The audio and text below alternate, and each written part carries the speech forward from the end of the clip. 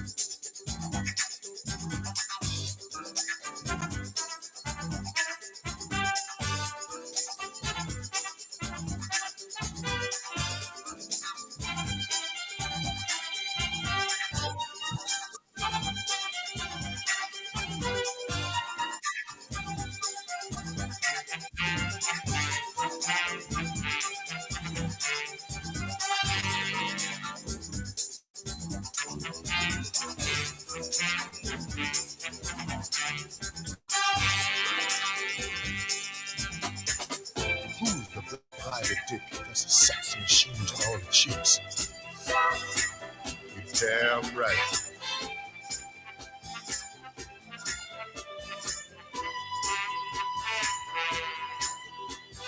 Welcome to the Radical Republicans Live Show.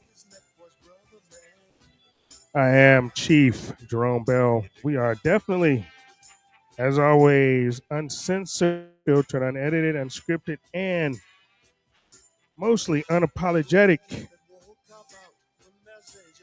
We're in day 44 of Operation Epic Fury. We had some major changes last night. This week, the White House declared victory, as always. I think we've been declaring victory every week. Trump said that Iran's Navy once again is obliterated. The missile program is set back decades. The Air Force is grounded. And he said the ceasefire and that the ceasefire proves it. Okay, well, we're going to get to that because something happened last night that didn't go so well for the administration.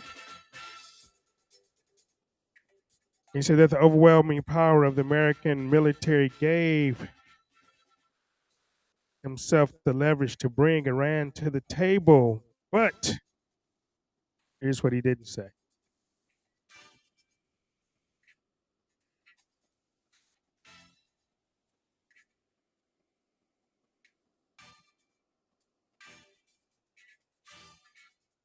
All right, so I'm running two systems here, of course, and as always, I am producing my own show, of course. We got a pretty nice show tonight, actually. I think we do. But anyway, what they didn't say, the Strait of Hormuz is not open, which is it is not open, and they went to a blockade. It's kind of crazy. But over 1,000 ships are stranded in the Gulf right now. Still, I'm gonna get my guest to mute his mic here. 1 second. Uh, hey, Greg, mute your mic. Got a couple of people coming in tonight, so mute your mic, guys. I know you can hear me, but so mute your mics for a second. Thank you, thank you, thank you, thank you, thank you. Oil is back, going over back $100 a barrel, and but Trump says, "Come to America." We're gonna do some math on that. Come to America and get our oil stuff, right? Because I'm pretty good at math, and the math ain't mathing. So we had a couple of ships go through the straits. Of course, they paid around the toll and yuan, and that was like what 2 or 3 ships or whatever. Where normally it's 100 ships a day, they go through when the straits were open. When the straits were open, and so now we've double closed the straits. We'll get to that. This is kind of crazy. But yesterday during the talks, we had some interesting things going yesterday during the negotiations. We had 2 U.S. Navy destroyers, which I know this was a plan to a test, right? To have them enter the strait for the first time since the war began to clear mines. And Iran immediately called it a ceasefire violation and threatened to attack the ship. So they turned around, and they did. Even though we've had the CENTCOM commander say that the mission was complete, they sailed through the straits to Oman. That didn't happen. Put that in the category under things that did not happen. Okay, they were approached. They were commanded by Iran's navy, which they don't have supposedly, but we turned around after that. So the peace talks were happening in Islamabad. I believe they said that they went 21 hours and nothing got done. And nothing got done because I believe of 2 people, and I believe the talks were doomed when Trump allowed Kushner and Witkoff to go back to the negotiation table, because they went to make sure that that they were JD's handlers, is what it was. They went to make sure that JD did not agree to anything that Israel did not want. I believe I believe that's what happened, and the 10-point framework, they never got to that because they want a deal. And you guys have to understand the big picture. And I described it and I went over it. This board of peace last week, and how Trump is the head of the board of peace. And I believe it comes down to this: they wanted a deal with the Ayatollah to where Trump and the board of peace control the Straits of Hormuz, and they make money and Iran makes money. I believe they wanted a control deal, a 50-50 or whatever split. And Iran said, no, you're not. No, we're not doing that. And so the war continues, I believe. And of course, the war continued in Lebanon. Israel conducted what they called Operation Eternal Darkness in Lebanon. Isn't that like dark, man? Isn't that like, eternal darkness? They just want to kill everybody. Let's just get it out there. They just want to kill everybody. They killed over, I believe it's like up over 300 people now, civilians, because they bombed in their townhomes and apartment buildings and things like that. But Hezbollah is fighting back. Hezbollah is fighting back, and I'm actually happy they are fighting back. And tonight I'm hoping 3 people. I believe 3 people, may just be 2. I haven't checked the room. I know Greg is in the room. I believe Gene is there, but we have 3 people tonight that's going to be on this round table with me and co-hosting the show here tonight, that do not deal in spin. We deal in reality. You guys know I deal in reality, no matter if you like it or not. I deal in reality and get what you get. We're going to lay out exactly what happened, what it means. We're going to ask some questions. We're going to fire it back and forth and see what happens, because we're going to talk about cost and dollars and lives and constitutional authority, because they say 13 members have come home in flags. Only 13. I believe is many more than that. I'm hearing so many different reports that it's many more. many more deaths than that. And I don't think they can keep hiding this human cost at all. So I got Greg Pinglis in. He's going to be in it. He's the host of Action Radio, founder of writeyourlaws.com. I've been on his show a few times, had some fun. We've been on there when I ran for Congress, and as recently as I believe it was last Friday, I was on Greg's show. But his platform is built on the principle that citizens do not have to wait for politicians to write legislation for them.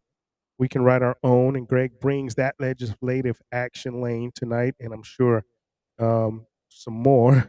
But if we're going to talk about Congress going AWOL on the war powers, Greg has lived that answer. And we got Jean Vernig, and she's the producer of Action Radio. Jean is the operational brain behind that constitutional and legislative work that comes out of the platform. And she's the one who makes sure the argument holds when the pressure is on. So that matters.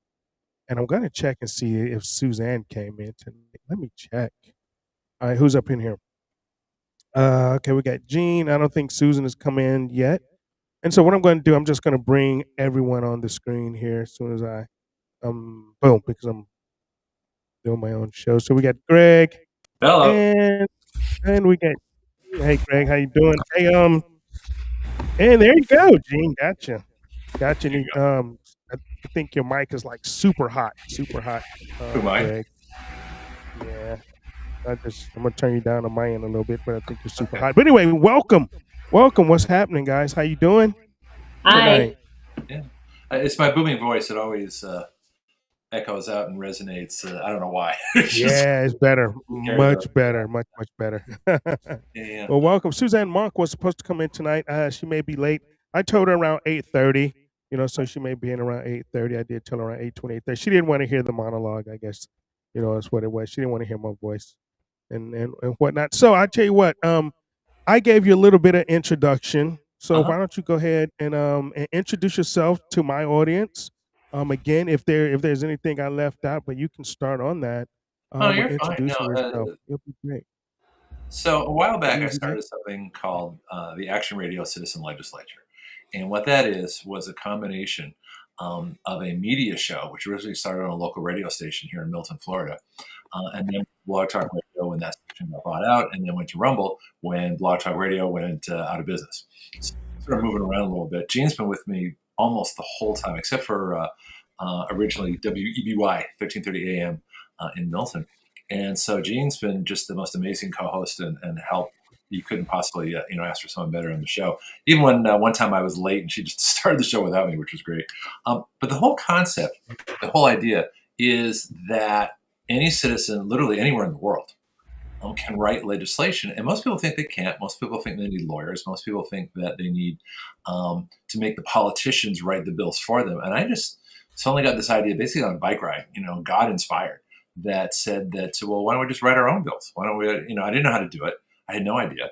And I just sort of built this, the first bills were very rough. And then I started adding in actual citations in the U.S. Code. And we started doing state laws and local laws. And then when AI came along about 8-9 months ago, I started writing bills. And now we have the most amazingly complex bills. We have a bill that gets rid of the Patriot Act and basically restores the U.S. Code to where it was before 9/11.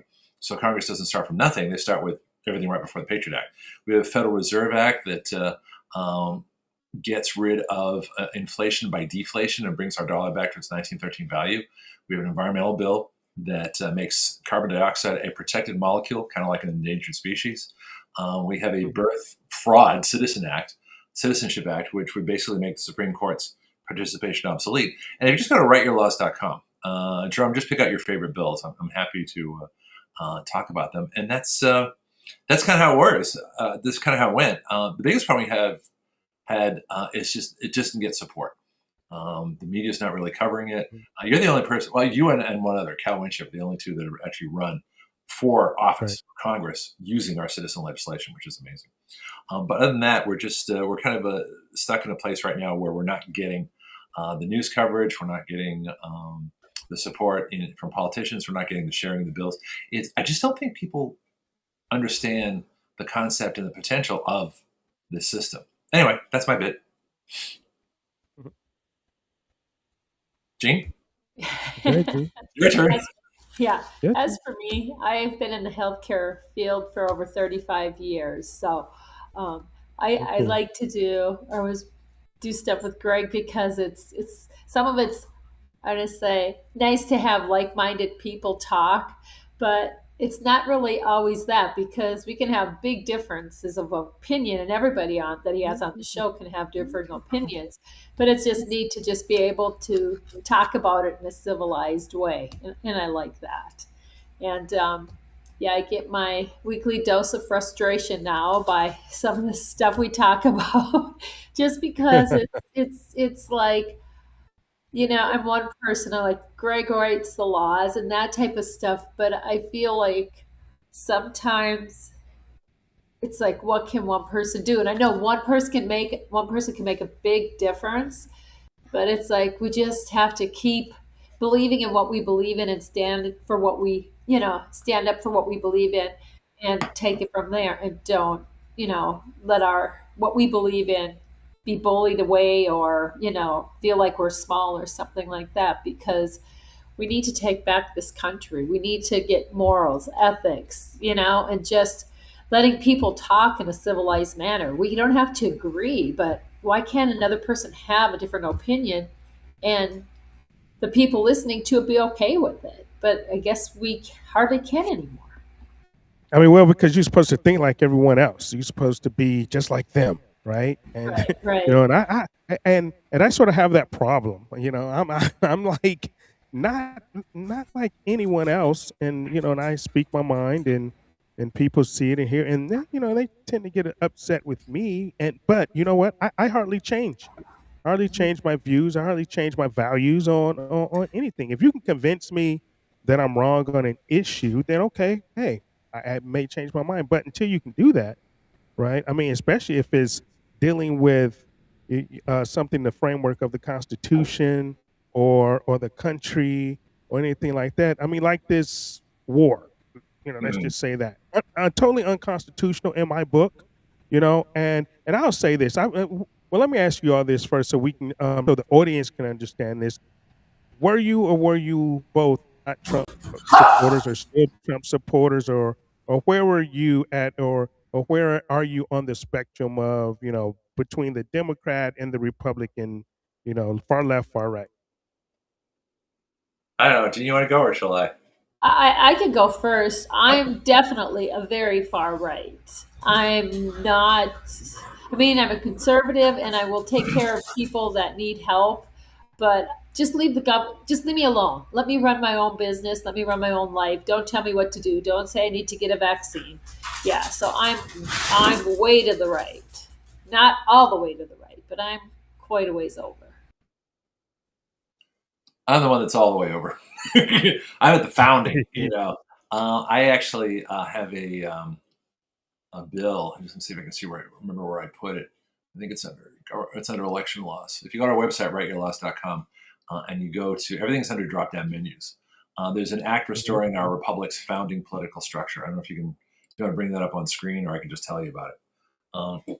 But as far as I'm concerned, one of the biggest problems we have is the fact that we have a two-party system. What we really need is a no-party system.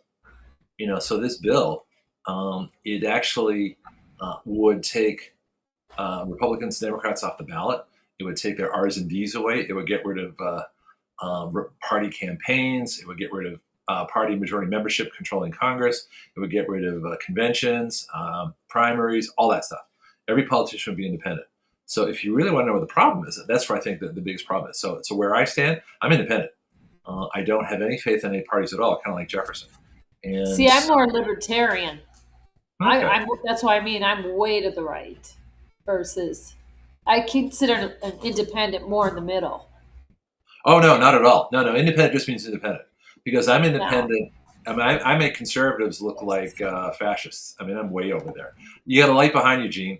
No, it's the sun. That's a sign. You probably run back. I think it's the sun. Give me a second. I'm going to go close my blinds more. Oh, there's my screen. Okay. So if you want to see while you do that, I pulled up the website behind you, so it's behind I us. see it, Oh, yeah. it's up on the So screen. go where it says election laws. Okay, It's all got it. alphabetical. There you go. So click on that first one, an act restoring our republic's founding political structure. Go ahead, click on that. This is a fascinating bill. This is one of the latest ones out there. And so what it does is it goes back to Jefferson, which says we're not going to have a party system. We're going to have a series of independents. And what this bill is so fascinating is I'm using Grok AI. And so what I did was I asked Grok AI, is there a way to turn political power into a mathematical formula? Is there a way to quantify the power of the political parties versus the voters? And I put in all this criteria: campaigns, money, lobbying, foreign money, NGOs, TV, media, conventions, everything, right? Put it all into this big formula, right? And then stop right there. See that formula, power currency? Mm-hmm. That's an AI-derived formula of power. And what it determined, when we put everything in, if you see, this is right, that you look at this second paragraph down. What I discovered, once we were able to actually measure political power in quantifiable amounts, is that the power of the Democrat and Republican parties over legislation and elections is 31 times greater than the power of all the voters. So this is an AI-derived formula. This has never been done before. This is brand new, cutting-edge stuff, right? So we actually have a formula derived by AI that it ran. It actually ran the formula with the criteria that I came up with to put into this formula, using that power, political control equals, that stuff. And it's all explained as you go further down. This is a very complex, very involved bill. But then we actually, if you keep strolling further, so the introduction explains all this, okay? And then we go to the preamble, what the bill is about. Then we get into findings. Okay, so these are the bills are much more complex than when I started. Okay, so you look at this and you can kind of go through it. Those are the factors that went into the formula. Okay, then we got the purpose of the bill. Okay, restoring our basically turning us back to 1776. Well, maybe 1787 with the Constitution. So putting us back to when the Constitution was ratified. Okay, we got power units. This is how we define power. You're not going to find this in any political science program or any, doctoral program anywhere in the country. No think tank. Oh, no. I mean, they don't even have civics anymore, so you're not going to find this. Okay, so the nice thing about AI is you're only limited by your imagination. I didn't know this thing was going to come up with a formula. I just asked, so can you do this? And all of a sudden, there it was. Yeah, here you go. Yeah, wow, and then it came up with it, and I said, okay, fine. So usually we have all these great introductions, we define it, and there's the actual formula, and here's how it was derived.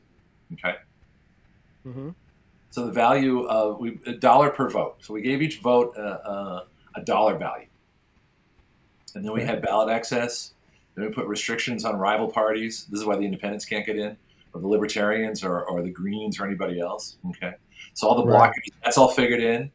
Backing up chosen candidates. In other words, you don't get to choose who you vote for. You get to choose who the Republicans and Democrats say you can vote for, right? Correct. So they got committee chairs, leadership roles. All this went into the formula. Wow. It's really fascinating exercise. Special legislation, judges, donors, campaigns and events. Okay, and you see each one has a dollar value. Okay. So this is just one bill. This is one of like 80, well, maybe 60. There's a lot of bills. So you see how complex we can get now? And when you conceptualize political power, if this hit the, I don't know, New York Times, Washington Post, what's a big media outlet these days? I don't read any of the mainstream media. I guess the Times, or I guess New York Times is still big. I know Trump says that they're failing, but they seem to still be New doing York pretty Post good. And Washington Times, if they covered this article, if they covered this bill, this would be worldwide news in like 30 seconds. So everything's there. It's just not. We're just not getting the coverage. And here's a question I have for you, Jarome. That people, Gene, probably you too. People they'll share a meme. I love Trump. I hate Trump. And they think that they've done something. Or if someone said, hits a like or a love or a care, and they think they've actually accomplished something. All they've done is contributed to Mark Zuckerberg's algorithms. They haven't actually done anything. And so my question is, I wonder if this would have been better off if an age before social media, because people might have been a little bit more interested, but then you'd have to print it up and publish it. See, everything we do is online. I can amend this bill anytime I want, and every time you click on it, you're going to get the latest version. That goes for any of our bills. So, Gene? It's pretty funny that... Sorry, I'm playing host again. Sorry. No, that I see this, because I'm actually... It's interesting because I'm actually writing a book right now. A few people know that. And it's called The Refounding, right? The name of the book is called The Refounding, and it goes back to the principles of the Constitution, back, Jefferson and Madison, and that's what I've sort of been doing on the show. Been using the Federalist Papers to, to walk up to the Constitution and show people, about the factions and things like that. And it's pretty amazing that you have this, because that's just one bill. I can show you more. Yeah. Well, let me ask you a nosy question. Do you have a publisher? You said you don't have to answer. Yet. I am self-publishing. Okay, so unless I can find a cheap one. we need to talk then, because I have written a book. I'm one chapter away from my book, Citizen Legislation for the Coming Revolution. Okay. Well, it's interesting. I want to read that. Maybe we should swap manuscripts and see how close we are together. That's fine. Well, I don't care if we joint publish. That'd be fine too. I mean, I just want to get the information out there. But a lot of it's the bills, but it has the story behind the bills. It has a civics lesson that you're not going to get in any high school, college, or from any major group, especially on the judiciary. But we'll talk off the air. You never know. Yeah, I want to get the somewhere. Maybe start the. You guys, Bell published. What do you think? Nah, yeah, I'm going to self-publish, but that's the website, guys. For you guys want to go and just check it out, man. It's very, very extensive, and I didn't know Blog Talk Radio went out of business. I remember being on that. I didn't know it went out of business a bit. Yeah. Wow. And for those who don't know, it was definitely a pretty good thing. But this is Greg's website, and you go check it out. Action Citizen Radio, Citizen Legislature. Good stuff here. Some very, very good stuff here. And whatnot, but on this, because a lot of people want to hear about the war, so let's talk about the war. Yeah, let's talk about the war. Yeah, I'm monopolizing Gene's time, which I tend to do. So don't let me. Gene's used to producing. That's what she's doing. I'm just taking it in. So what was the deal last night? Okay, do you all feel that the negotiations?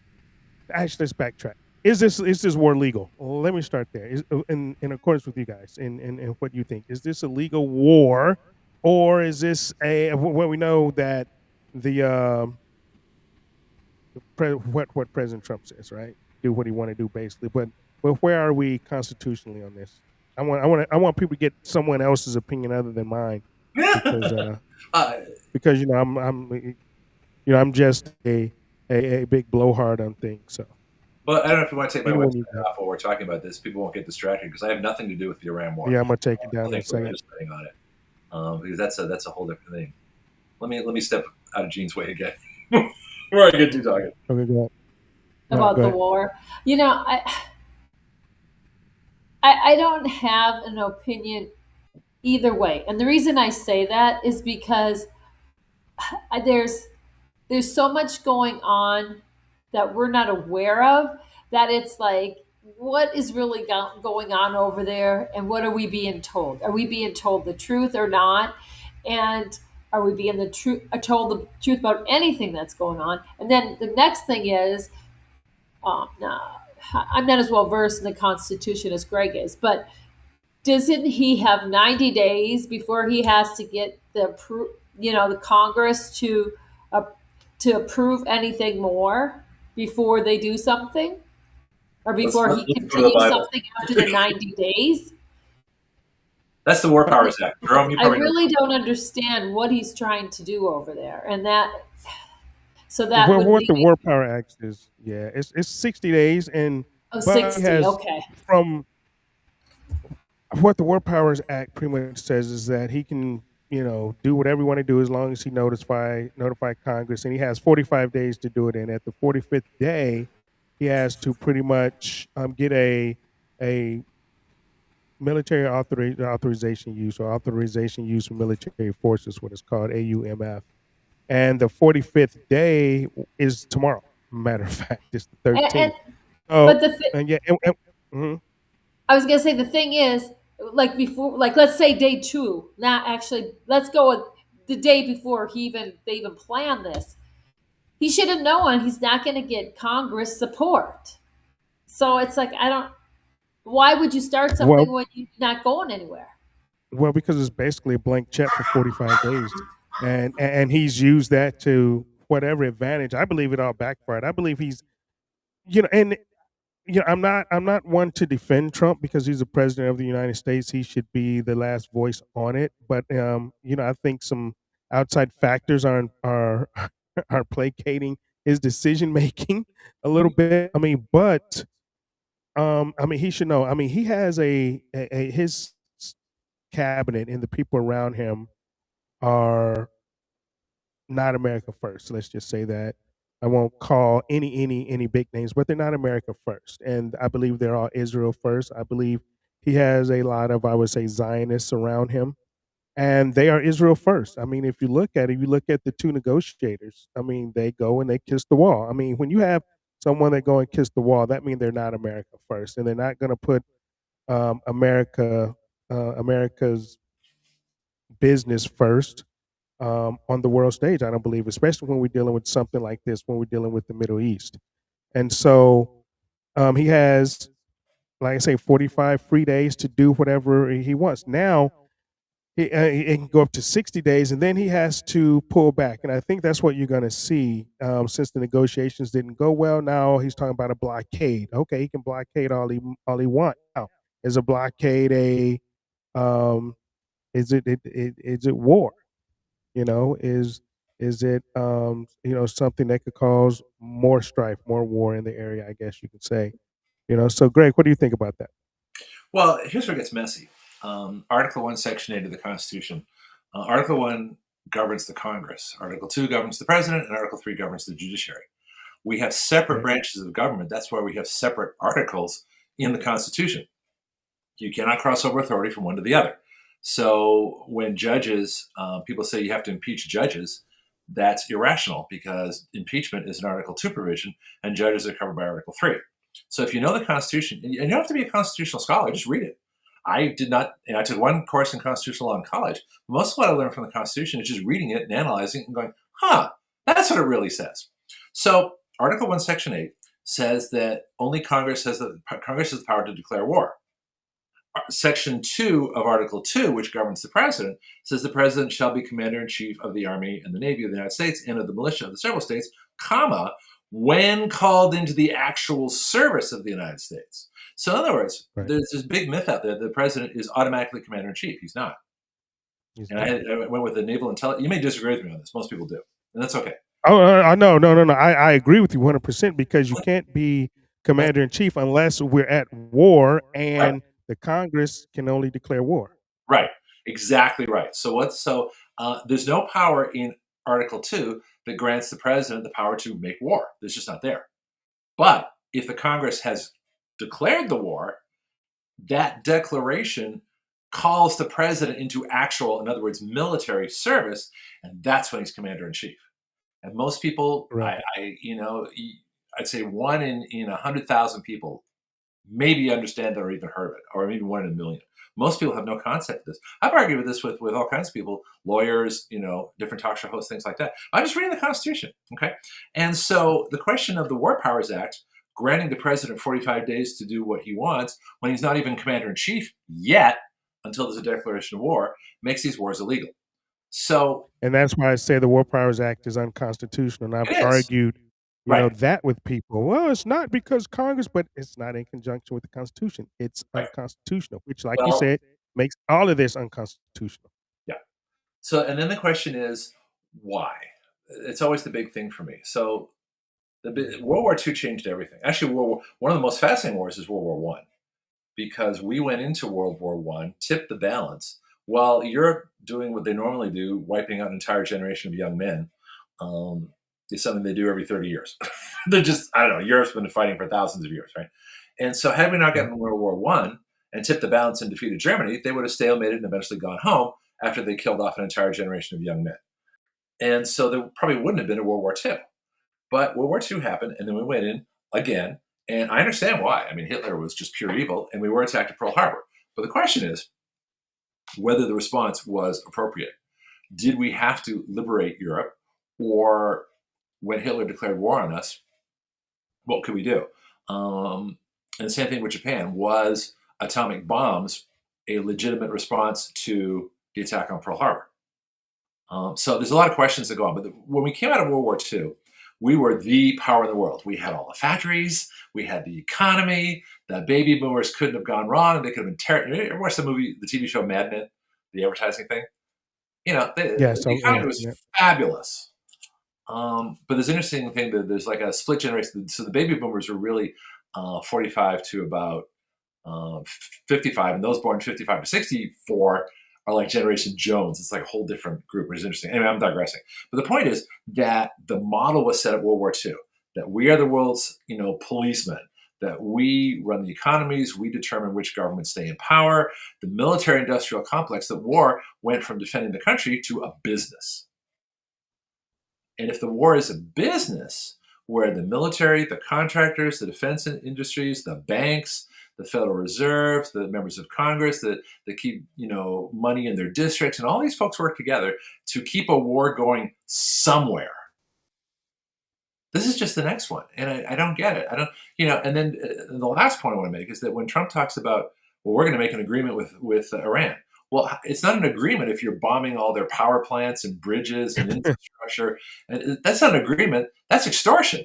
Okay, so at least be honest. Say we're extorting Iran. We're threatening to destroy their entire infrastructure if they don't do what we want. That would at least be honest. Hey, I want to put something up because when you mentioned, go ahead. I'm going to throw this up because after last night, let me see. Hold on. All right. So I just threw that sort of up on the screen. So this is President Trump's truth after the negotiations broke down and JD Vance left, whatever. So I'm going to read it if you guys can see it. I'm sure people that follow me have read it. So this is it. So you talk about extortion, and so I'm going to read this, and I think we're going to break this down for a minute, because of course my show isn't scripted, so we can do whatever we want to do. All right. So Trump comes out and says, okay, so there you have it. The meeting went well. Most points were agreed to, which they were not. They never got to the points. They never got to the 10-point framework because they lied to get them to the table. Then they want to try to bully them with Pakistan. So that's a whole different angle. So they really never got to it. What happened with Pakistan? I'm curious. Pakistan, that's where they were, negotiating at in Islamabad. Pakistan was supposed to be. They have nuclear weapons too, don't they, Jerome? Pakistan? I'm sorry? Doesn't Pakistan have nuclear weapons also? Oh, they absolutely do. They absolutely do. So, but the only point that really mattered. Say what now? But they're not a threat. Didn't they harbor Osama bin Laden after 9/11? That's what we were told.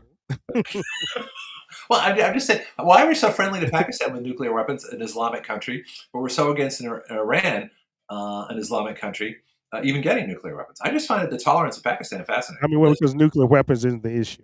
Let's just be honest. Nuclear weapons is not the issue, and Iran had said even before the war they came and hey, we weren't even pursuing nuclear weapons. Of course, our media and our country, we're gonna paint any other country into the bad light. We build our own boogeymans to make people because war is business, to make them be receptive, to our point of view and in the way that we see things, in the way that because most of these people don't even know any history about Iran. They have no history about the Persians.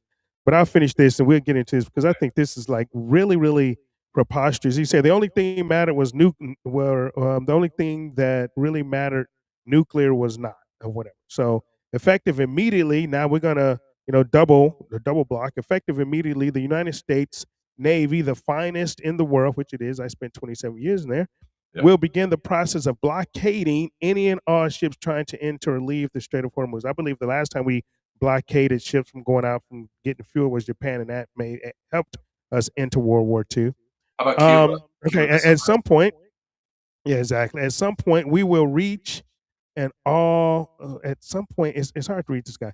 We will reach an all being allowed to go in, all being allowed to go out basis. I believe we were on the February 28th before the war started, before February 28th basis, but Iran has not allowed that to happen by merely saying there may be mines out there somewhere that nobody knows about them. This is world extortion, and leaders of countries, especially the United States of America, will never be extorted, except he's trying to extort Iran. But I have also instructed our Navy to seek and interdict. Now, this is going to be interesting. Interdict every vessel in international waters that has paid a toll to Iran, which, countries that actually made their own deals with Iran to get their oil through is not a toll. They made their own deals, which I guess other countries aren't supposed to be able to do. But no one who pays an illegal toll, why is it illegal? If they agreed in business, you said this is business, they agreed, if two countries agreed, if the country agreed with Iran to pay a toll or whatever they want to pay, okay, that's up to them. But Trump says no one who pays an illegal toll will have safe passage on the high seas. So now I guess we're going into piracy now. I guess the United States military is going to be a pirate operation, from what he's saying. So we will also begin destroying the mines the Iranians laid in the straits. Any Iranian who fires at us or at peaceful vessels will be blown to hell. More threats, but we understand that. We'll see that. Iran knows better than anyone how to end this situation, and that's to probably get in a deal with him, with the Ayatollah, to where Trump and the Ayatollah actually runs the strait. This is what he really wants. The situation to which has already devastated their country. Their Navy is gone, but they actually turned back 2 destroyers yesterday. We get into that. And their Air Force is gone. They really never had an Air Force. And their anti-aircraft radars are useless. And we'll get into that because they were useless, but they're still shooting down aircraft somehow. Yeah. Khomeini and most of their leaders are dead. Yep, most of their leaders are dead because, we have nobody to negotiate with. Hey, but next man up over there, they have a structure. They have probably a better structure than we do. All because of and then he goes back to all because of their nuclear ambition. But I thought last June we obliterated, in the words of Trump, obliterated their capacity to ever have nuclear weapons for decades. I believe that's what he said on video. And the blockade will begin shortly. Other countries will be involved with this blockade. I doubt that seriously. But Iran will not be allowed to profit off of this illegal act of extortion. They want money. And what does Trump want? They want money, and more importantly, they want nuclear. He keeps going back to that. See, that's that fear monger. That's what they have to keep going back to. Jerome? So it's like, okay, hold on. Additionally, at an appropriate moment, we are fully locked and loaded, and our military will finish up the little that is left of Iran. President Donald Trump go ahead, Greg. Go. Well, I was just going to say, this reminds me of Johnson and the domino theory. I've never seen a president micromanage. We have an entire Defense Department. We have analysts. We have a war college. We have commanders in the Army and the Navy and the Air Force and the Marines. And we have an entire, couple of million people in the military, and he's micromanaging it himself from the White House? That's what Johnson did in Vietnam to try and win a war that wasn't going to be won, in the way that he wanted, to stop communism, to stop the domino theory. It's the same thing here. Nuclear weapons are the new domino theory. It's trying to stop something that can't be stopped the way that he wants. So he's trying to extort an impossible result, and he's micromanaging it down to the last degree. I mean, doesn't he have any staff doing this? Or why is he doing this, Jerome?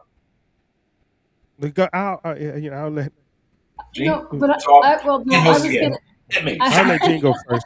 I was going to ask though too, why are we even there? I mean, the thing is, why are we? It's not our business. Why can't we leave countries do what they want to do, unless it affects us? But it's like we got a lot of things to deal with over here. Why is he worrying about over there? And if you could say oil, that's crap, because supposedly we're going to build baby drill, and we were supposed to be independent with oil. So I don't understand. Well, we're going to talk about that too, because the math doesn't add up. The math doesn't add up on that, on the drill, baby drill. And he said, "Oh, come to America to get all the oil. We don't need." Just last week he said we don't need the straits. Just last week he didn't care. Just last week you can come to America and get all the oil we want. However, that's just not the fact, because we don't have the oil to do that. Because a lot of people, that continues to challenge me on some different things. I say the math isn't mathing, okay? The math isn't adding up, because if we produce, you do this math real quick in your head, it's going to be really, really hard math here.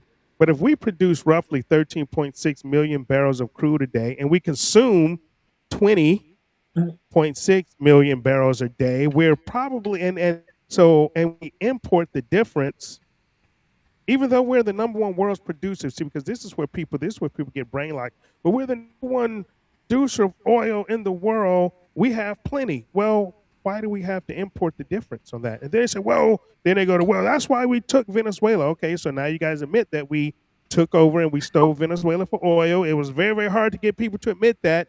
Now they're admitting that. But here's the thing with that. Venezuela only produces less than 1 million barrels per day. So let's just call it $1 million from Venezuela. So we're still 6 million short. How are we going to do that? Well, do we export oil, Jerome? Do we export oil and natural gas or anything like that? Well, see, and there goes the rub too. And so when what we produce, we export.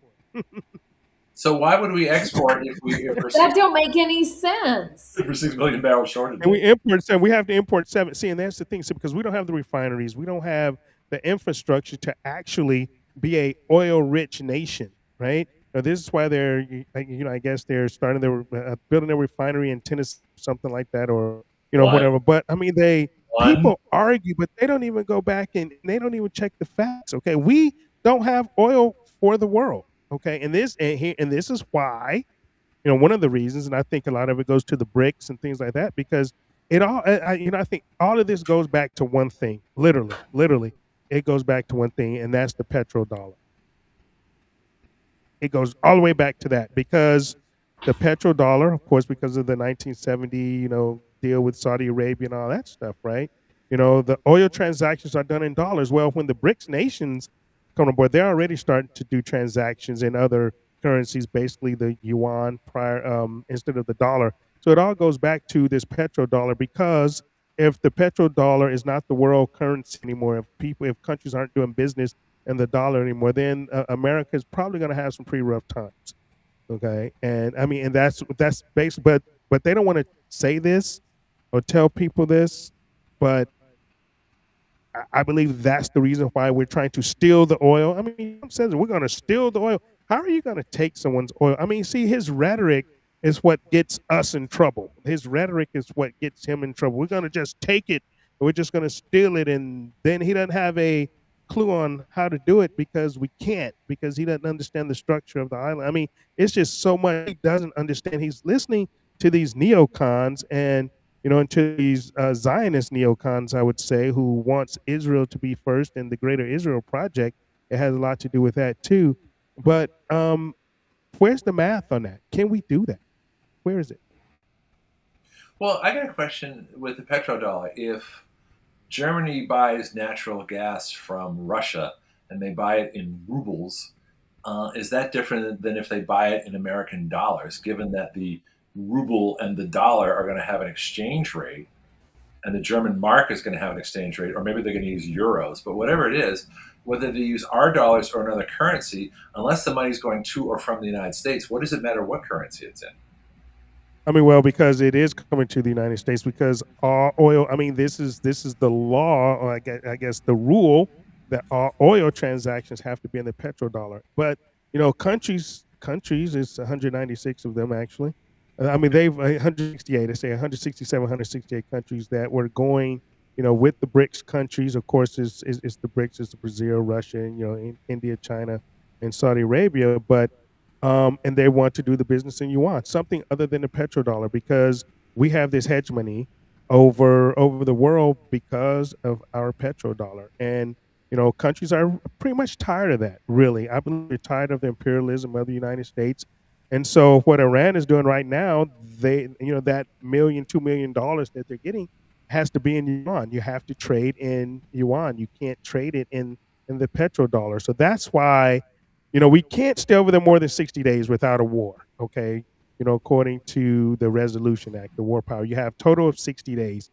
At 45 days, Trump has to go and get a authorization use of military force from Congress. He's not going to get that tomorrow. So he really has, by law, unless he really wants to break the law and really want to get impeached for war crimes, he actually has to pull back from bombing and things like that. But he still has 60 days. Congress is waiting for that deadline. Iran's waiting for that deadline too. They're not stupid. They're just going to wait them out, right? Yeah. I mean, it's tomorrow. It's the 45th day, and Congress is not going to give them the authorization use of military force. And then in 60 days, he has nothing. He has nothing unless Congress declares war, and it's over. Whatever is over. So this is where he's like, okay, well, he can blockade for another 15 days. Okay, and actually what he's trying to do, and here it is to me, what he's trying to do in these 15 days, he's hoping that Iran will fire on a ship and put us in, because then we can declare war, right? Then we can have a true reason to declare war, because right now we have no reason to declare war, because guess what? Iran didn't start anything. Who bombed who first? We actually bombed Iran first. So everything that Iran is doing, everything that Iran has done, all of their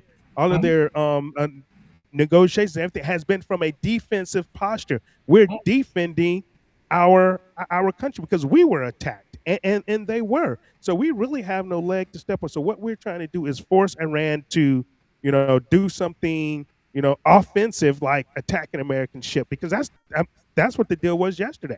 They sent the 2 destroyers, tried to send them up the strait, and that's what they wanted. They wanted Iran to fire on us so we can declare war, and so the people can be angry because sailors are killed. They sunk an American ship, so so we can get this, this war footing all going. And that's what it's about.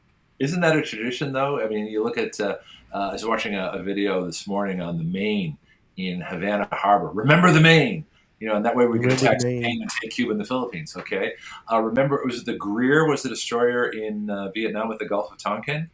The Lusitania was sunk with a bunch of Americans on board for World War I.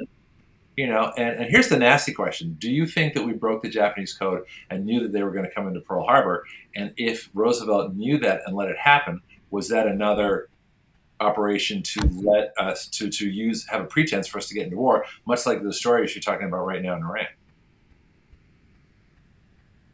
We talked about that on this show previous, and we talk about that all the time, because I'm a big World War II guy. Okay. And I from all of my research and from all of my readings and from things that I have discovered, the answer to that would be yes. The answer would be definitely yes. We did break the code, and we did nothing about it. And we got warnings from Australia. We got warnings. We broke the code. We knew that they were coming, and we did nothing about it. Well, that was intentional, though, wasn't it, to get us into the war so that Roosevelt and Churchill, then we could then start to go into the European war. But the biggest question, the most obvious thing to me, is that they left World War I obsolete battleships. And I've been to Pearl Harbor. I took my daughter there to the Arizona Memorial. They left World War I obsolete battleships with guns that could fire 30 miles. That's it, right? Right. And they sent the carriers with aircraft that could project power 500 miles away, maybe 400. But the point is, they pulled out all the carriers, right? They pulled out all the modern ships and pulled out all the carriers prior to, and like you said, they left the relics in. Yeah. Because we really didn't need them anymore. We were transitioning to newer ships, we were transitioning to better ships, and what better way to get rid of them than have them bombed by the Japanese and sunk in Pearl Harbor and to bring us to the war? Right, exactly. But in other words, war is business. That the United States has done this many times to because they need a pretense. And the problem with the Iran thing is they did not attack us. That that they don't have a navy that can reach us. They don't. Maybe someday they'll have a ballistic missile that can reach us, but why? What happened to the Abraham Accords? We were doing so well in Trump's first term. We had this great peace accord. The countries were coming together. The Arab countries, and Persia's different. Persians are not Arabs. Iranians are not Arabs. They're a totally different group. And so we were doing so well with the Abraham Accords. Why didn't they just keep doing that and then use those countries, if they had a problem with Iran, support those countries in their war with Iran if they wanted to do that? That would have made more sense. Well, to me, because and I'm going to let Jean talk in a second. I know we keep probably talking over her, but to me, I believe it's all about the Greater Israel Project over there. It's not about a lot of the Abraham Accords was to get those countries more friendly with Israel and to basically use them to, implement and go along with the Greater Israel Project.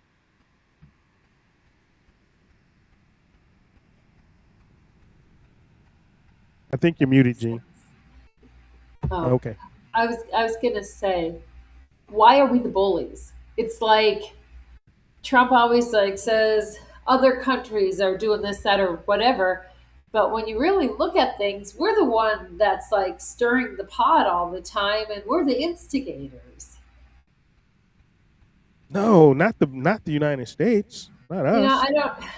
Yeah, we I can't be. really I mean, when you say that, people come at you, and I know people probably come at, oh, you hate America, you're not American, you love Iran or whatever, and I'm like, no, that's not the point. I mean, the point is we probably could have peace in the world if we didn't screw with other countries.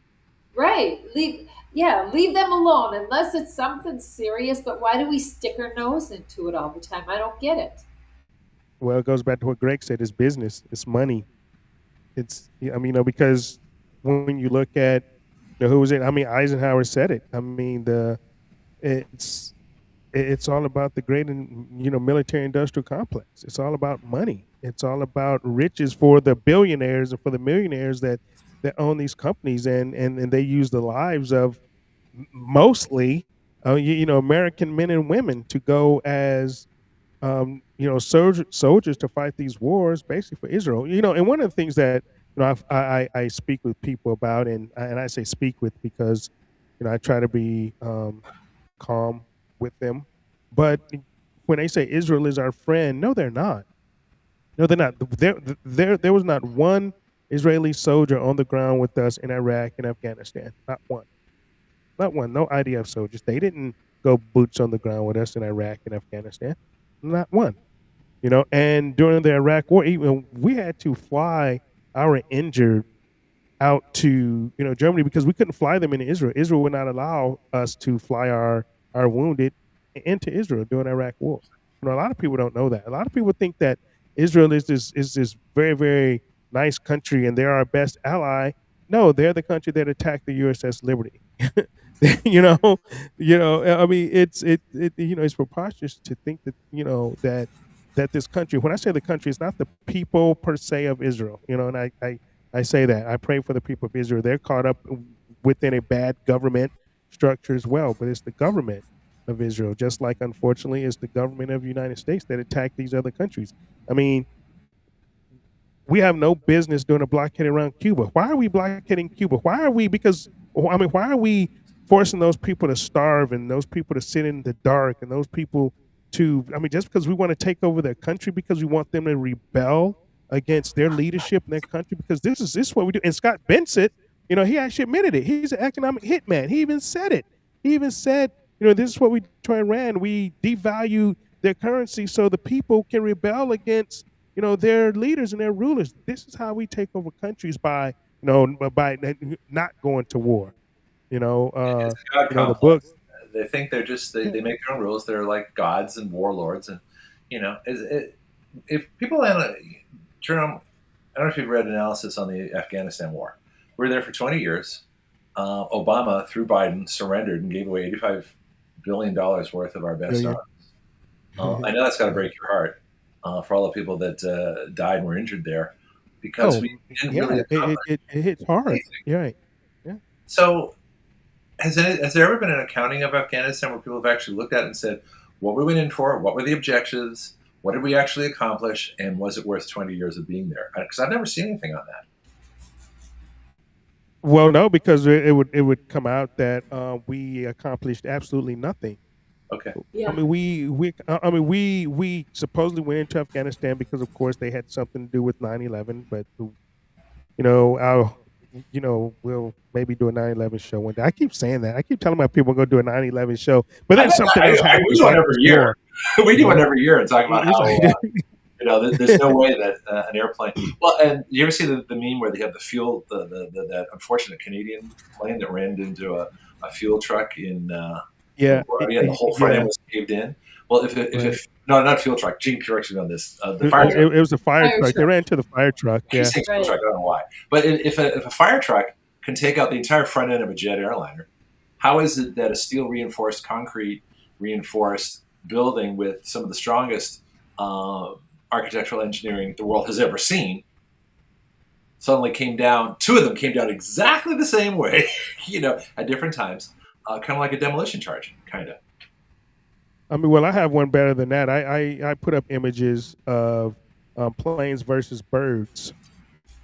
And, the bird what we call bird strikes, take out the whole front of a plane, and we have to land. They put big holes in planes. I mean, they make planes inoperable. I said, now this is a bird. This is a bird. This is what happens when a bird hits a jet going 500 miles an hour, 300 miles an hour. This is a bird. And you think this plane or planes or whatever went through those, like you described, those reinforced buildings, with the 12 to 18 feet, steel freaking columns in there. Oh yeah, it went through that place like butter. Yeah. Okay. Okay. All right. And then like you said, one building fell without being hit by anything. We covered building. Gene, remember when we were covering Building 7, and I showed the BBC report how they reported it. It came down and it was still there. Right. 10 minutes later, down it 10 minutes later, yeah. Yeah. I mean, so out of your show. Yeah. I mean, I have played it a couple of times. I haven't done a big show though. Me and a guy named Greg Olson is supposed to do one. Well, like I said, it seems like every time we do something or we plan on doing it, something big happens like this, and it sort of puts that on the back burner because this is more relevant to what's going on right now. I mean, but your question about Afghanistan, we didn't do anything. We were supposed to liberate. Liberate is that big word that we use. We're going to liberate the people from the Taliban, where the Taliban is still in control. Oh, and by the way, now they're in control of our airfield at Bagram Air Force Base. Oh, and by the way, they have the $88 billion worth of equipment that we left there. And we just spent trillions of dollars, 20 years there, and got nothing accomplished. I mean, we did, we make some good opium. We did make some good opium deals here in the United States because all the Afghan, it's pretty amazing that before the war and before we guarded the poppy fields, that the Taliban, that the Taliban burned and the Taliban got rid of the drugs, right? That less than 2% of the opium on the market here in the United States was Afghanistan, less than 2%. And after the war started, within like 5 years, the amount of opium that was here in the United States that could be traced back to Afghanistan was over like 98%. So we did do that. So we did import a good amount of opium in the United States during the Afghan war. And during that same war, it's mighty funny. It's mighty funny that we had to deal with with the opioid epidemic and all of that type stuff. So yeah. I mean, so we can get into what happened and what did happen in the Afghanistan war, but yeah, cost-wise, yeah, the American people got screwed like we always do, in these wars. I mean, nothing. I haven't seen one war to benefit the American people yet. How is this war? How is this benefiting the American people at this point? And that's what I go back to, right? Leaders are supposed to, the America first, right? That went away. The MAGA went away. I used to be MAGA, whatever. I'm all about making America great again, but not like this, And I don't see any way that this war has improved American lives, not one bit. Help me out if I'm. Oh no, there's. Watching, you want to go ahead first? I tend to. Well, I just want to go back to Iraq, and I know, Greg, you're probably sick of me saying this, but when is anybody ever going to be held accountable? I mean, if you consider how many people lost their lives because of the incompetence of just how they got out of there, the withdrawal, it's like nobody even got fired over it. I mean, it's insane. I don't understand, because if we would have did something like that or botched something up, someone's head would have been on a plate. You know what I mean? And there it's like incompetence just keeps going. Or is it incompetence? Is it lies? Because then it's like you could ask the same thing about what's going on now. What is really going on, and why are people allowed to do what they're doing? Well, that's because the criminals are in control. I mean, the people lost control of this country a long time ago when we went away. I mean, 1913. Let's just go back there. I guess is when we lost control of the country. Yeah, we call that the year that freedom died, when we had the Federal Reserve, we lost the Senate, being elected by the states, and we with the income tax. So those are the big. Right. Yeah, exactly. That's my thing. When I was running, I mean, I think we discussed this when I was running for Congress. One of the things I was going to do was put in a bill to repeal the 16th and what was the 17th Amendments of the Constitution, because Yeah. that's where we became slaves to the government. We became slaves to the corporation for sure. Well, let me ask. Can I ask you a nasty question? It's something I've been thinking about. That Sure. 17th Amendment. So the way the Constitution was set up, the House of Representatives was elected by the people. That's why we have a census to determine who are the eligible voters who can elect the Congress, and that's how they create the legislative districts. The Senate was elected or appointed by the state legislatures. Okay, so I always wondered. Well, I wondered for a while why it is that that judges and confirmations and treaties ratified only happen in the Senate. And then I thought, okay, well, what was the original Senate? The Senate was elected by the state representatives, which means the Senate was the states. The House was the people, but the Senate was the states. So it wasn't the Senate ratifying a treaty, it was the states ratifying a treaty.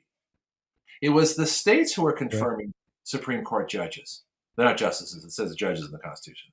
So my question is, after 1913, when the states were basically kicked out of Congress when they lost representation, all those judges that were confirmed and all those treaties that were ratified after 1913, when the states were no longer represented in Congress, are those treaties, in fact, valid? I would say no, they're not. Okay. Isn't that interesting? I would say no, because it is interesting that you mentioned that. A lot of it's so many things that a lot of people don't understand. What happened to this country after 1913, and with the amendments of the 16th and the 17th Amendments, to where the states lost the states actually lost their true representation. Yeah. So they have no representation in Congress. That should be unconstitutional. The 17th Amendment should never have been ratified or allowed, because what it actually means is more democracy. But democracy is unconstitutional. Article 4, Section 4 guarantees us a Republican form of government, not a Republican Party, a Republican form of government, which means a separation of powers, which means separate articles in the Constitution, which means a Congress that is half the states and half the people. Make sense? And I mean, even to go a little further than that, if you're tracking back, the vice president and the president used to be on separate ballots as well. Yep. Interesting. They used to be on separate ballots, so you can have it. Right. You got to get rid of parties. They went back to that system. Yeah. Right. Yeah. Exactly. So you could theoretically have a Republican president and a Democrat vice president, but now they're on the same ticket, and this is to ensure, the party structure, the party line, going down in succession. Because what happens if the president dies and you have a Republican president? Oh, if he dies, now you got a Democrat president. So so this is one of the things that they also changed, with that. I believe probably within the 17th Amendment as well, that changed as well when they took the senators, when the states' rights away from submitting the senators to Congress as well. I believe that happened around the same time. So, but yeah, we've been getting the American people have been getting screwed over for so long. They're just so used to getting screwed over, and they've accepted it. Well, I mean, Gene, you can tell me too what you think, but this is what I think is why Action Radio never caught on the way I expected it to. Hopefully, it'd be nice if it did, but because the people don't understand or don't care or don't think that anything can change. They're so disempowered, discouraged, oppressed that they don't realize that there's actually a system that could reverse all of this if they just got a little bit involved. Not even a lot involved. Just start sharing bills. Just a little bit involved. Make those bills big enough to hit the news. Make the news big enough to hit the pollsters. Make the pollsters big enough to affect the politicians. This is all possible. We can reverse all of this. The bills have already been written. The system's already in place.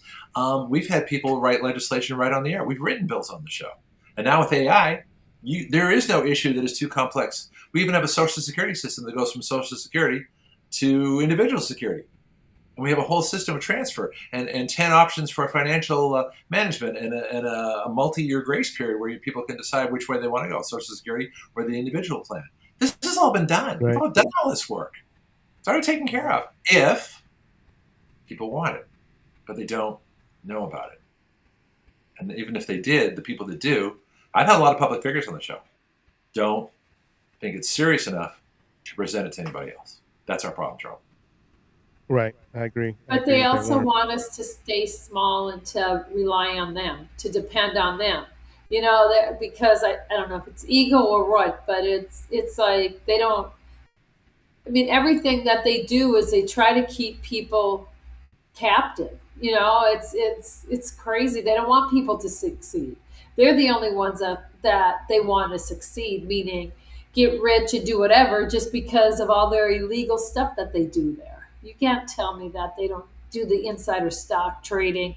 And just like healthcare, we're supposed to have subpar healthcare, but then they don't have to have the same healthcare that we have.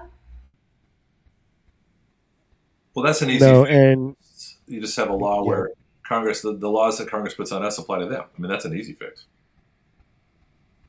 I mean, that would be, but unfortunately, they vote for their own. Well, They okay, so vote for their here's own. the question, Jerome. So, yeah. Can I ask you a question? I don't want Yeah. to Sure. topic. Yeah. I don't want to. Always. I'm still playing talk show host because I've been doing it for so long. I'm so used to it. So just let me No, know. man, I love that, dude. No. Hey, that's why I brought you on, man, so I can have Okay, if I another get host overbearing, on. it's But like I habit. say, you're co-hosting tonight, so we're good. It's just habit to do this. I've totally forgotten the point I was going to make. But it happens. But Okay, let me go over here then. If until you remember. Okay, because normally, I'll set up, the Federalist. We went over Federalist 10 and, about the factions of 51. Like I said, on every week I try to, talk about the refounding, right? Because it's my book, so I'm going to talk about it. I'm going to start, introducing some stuff, that's in my book. And so because the founding fathers, they gave us the answers already, right?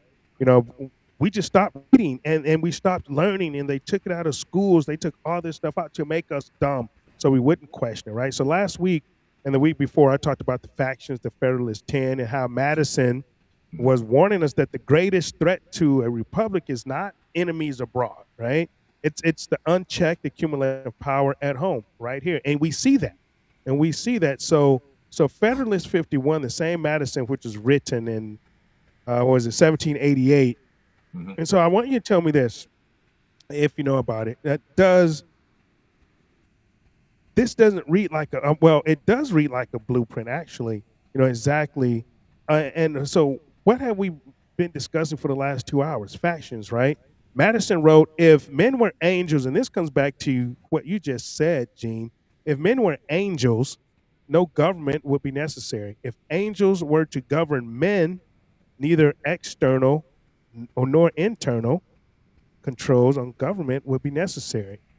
So in framing a government which is to be administered by men over men, the great difficulty lies in this. You must first enable the government to control the governed, and in the next place, oblige it to control itself. So oblige it to control itself. An executive branch that launches a 44-day war, declares victory, enters peace negotiations, all without a single vote from the branch the Constitution gave the war power to, is a branch that is not controlling itself. And a Congress that watches it happen and says nothing is a branch that has abandoned its constitutional obligation. So this is not really, I guess, an argument against the president. This is an argument for the Constitution. Every single time, no exception. So, I mean, we're right back to what Madison was talking about, Federal 51. We see it every day now. It's live and in color. What do you think about that? May I? Yeah, go for it. I got a couple of things for you. First of all, I remember what I was going to talk about, but Okay. a citizen legislature is what we call a parallel structure.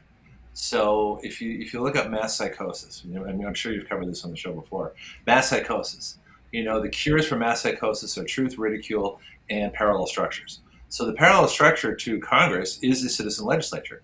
We do what they do. We write the bills, but we give them to them because we don't want stupid bills getting passed. We don't want a citizen legislature being a dictatorship. So we take our bills, which we think are better, and we try and persuade or lobby Congress to pass them, even if they might object to them. But if enough citizens agree, then we've got a consensus. Okay, so that's a parallel structure. That's what I was going to get to. But I got a bill you're going to find fascinating, because the biggest problem is the administrative state. The independent government, separate from the Congress, separate from the president, probably reinforced by the judiciary. And if you go to my site, there's a bill called the Department of Innovation. It's one of the very first bills I wrote. That and the Department of Freedom. I actually wrote a bureaucracy that has to go through all the other bureaucracies and get rid of things that aren't about freedom. I find that a fun concept. But innovation, the Department of Innovation, that bill got modified. Originally, it was basically a model for Doge 8 years before Doge. Okay. Okay. Right. So innovation was all about government efficiency, and then I went to Grok AI and we started brainstorming and coming up with things. And I thought, is there a way to get beyond the bureaucratic model that has governed governments since Roman times, Egypt, ancient Greece, all that kind of stuff? And it was putting down gave me the Greek, the Roman, the Egyptian, the models of government. I said, wait a minute. It just hit me all of a sudden. I said, what if we have a bureaucracy tied to an act of Congress? So in other words, instead of having an EPA, there'd be a Clean Water Act bureaucracy. And the only authority that agency had was to enforce the Clean Air Act. If the Clean Air Act gets modified, they get new authority. If it gets repealed, then there is no Clean Air Act administration. So in other words, instead of having bureaucracies grow on their own with no restriction whatsoever, keeping adding power and becoming these warlord administrative states, that the only bureaucracies that exist are ones that are tied specifically to an act of Congress. That way Congress can oversee it and go, look, you're doing things that's not in the the Clean Air Act or the Endangered Species Act. You can't do that. So you'd have an endangered species bureaucracy agency. You'd have a Clean Water agency. You'd have a Civil Rights Act agency. So you have each, and they would be strictly regulated by the authority of the law. So you know exactly what their authority was because it'd be clearly in the U.S. Code. And like I say, once that act gets repealed, that agency disappears.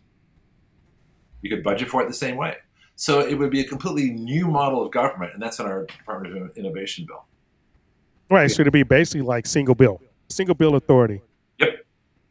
A single line item. I mean, because the way we have it now, the way that it's supposed to be, they're supposed to submit bills singly, but of course they don't do that now. They put all this stuff in bills and different bills, and they put everything into one bill. So this is what makes people like Thomas Massey look bad, because it's good things in the bill, but they throw some bad stuff in there that would just wreck the American people, and he votes no, and they say, oh, he's a bad guy, he's voted against Trump's bill. Yeah, but look at all the garbage in it. So if we actually went back to let's go back to Schoolhouse Rock, right? How bills are supposed to be into law. One bill, one single item bill goes up through Congress the way it's supposed to do. And that's it. That's what that one bill is about. It's not about 100 different things in there. So that's basically goes back, to or ties into what you're saying with the bureaucracy. It's just that government agency is for that one bill, and that's it. And their budget is for that one bill and that one agency. It would all be a controllable unit. Right. Okay. I miss Schoolhouse Rock, man. You guys remember that? The bill, right? Yeah. You guys, I mean, but Madison, I think, I think Madison's genius was structural, right? To be honest, I mean, because the ambition of one office holder, and it sort of ties in, I guess, what you're saying too. The ambition of one office holder was supposed to counteract the ambition of every other. So basically the same thing that you're talking about with this one bureaucracy, right? It counteracts everything else. So what happens when ambition goes dormant in Congress? We get what we get, right? What does a citizen do through write your laws? Totally go a little bit deeper in that, and then I'll ask Gene a question on that as well. Well, the way it has worked a few times is to actually have people with ideas come on the show, and we write legislation literally on the show. I did that with the citizenship question on the census. We had when we had the world's greatest doctors panel with Judy Mikovits and a bunch of other doctors. A listener emailed me about. I was on with her one day with Judy. Oh, you were? You did that back in 2022? Yeah. Those are good times on Blog Talk. So one listener emailed me and said, I want to write a bill banning prescription drug advertising. And then Judy said the following week, I want to write a bill banning prescription drug advertising. I said, well, I got a listener that wants to do the same thing. Can she come on with you? So I had them both on together, right? This is Action Radio at its finest. So I had the listener who never thought in a million years she'd get a chance to talk to Judy Mikovits because she'd only seen her in speeches, right? Live, that kind of stuff. Right, correct. These two women together, Linda and Judy, and they actually write the bill. And then I went back with Linda. We finished the bill. It's on writeyourlaws.com under our health section. I think it's under urgent laws. If you go to urgent laws, it's the bottom one on urgent laws. of banning prescription drug advertising. And what we did is we took about 30 pages of rules for prescription drug advertising and just said prescription drug advertising is banned. The following sections are repealed. You know, I mean, a lot of our bills are like one sentence. There's a lot of explaining that goes into it, but the actual legislation is so amazingly short. It's like the same thing with our vaccine bill. Vaccine liability. We went from, you know, vaccine manufacturers shall not be liable to vaccine manufacturers shall be fully liable. That's it. Right. There you go. And they should be, you know, Right. but it goes back to, you know, they know that this stuff is poison. They know that, you know, people are going to die, people are going to get sick, and they would be out of business. If you think about it, vaccine companies would be out of business if they, you know, if they weren't protected by the government. Yeah, and Dad said that when he was on the show. I asked him, Dad, the died suddenly guy, when he was on. I said, well, if this passes, how long will these, you know, what's going to happen to these companies? He said they'd be out of business in a week. Yeah, so that's why it doesn't happen. Absolutely. Yeah. Or you'd wonder how big the push would be for people to get a vaccine. But that's our issue, Jerome, is that we have bills that are so simple to understand that would make radical change towards freedom, that would cut budgets, cut administrations, cut bureaucracies, redo things in ways. It would save Social Security. It would make carbon dioxide a protected molecule, ending all the environmental wackoism. Birthright citizen would be, you know, birth fraud citizenship, erase all that, and allow the government to treat it not as taking away someone's citizenship, but correcting a clerical error that they had the wrong citizenship put on the birth certificate.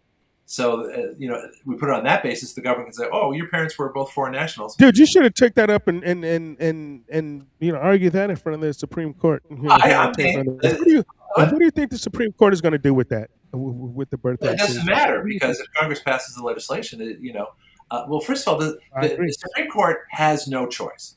They have to outlaw birth fraud citizenship because the 14th Amendment outlawed it back in 1868. So you can change everybody's citizenship, you know, including Kamala Harris, who has Jamaican and Indian parents, right?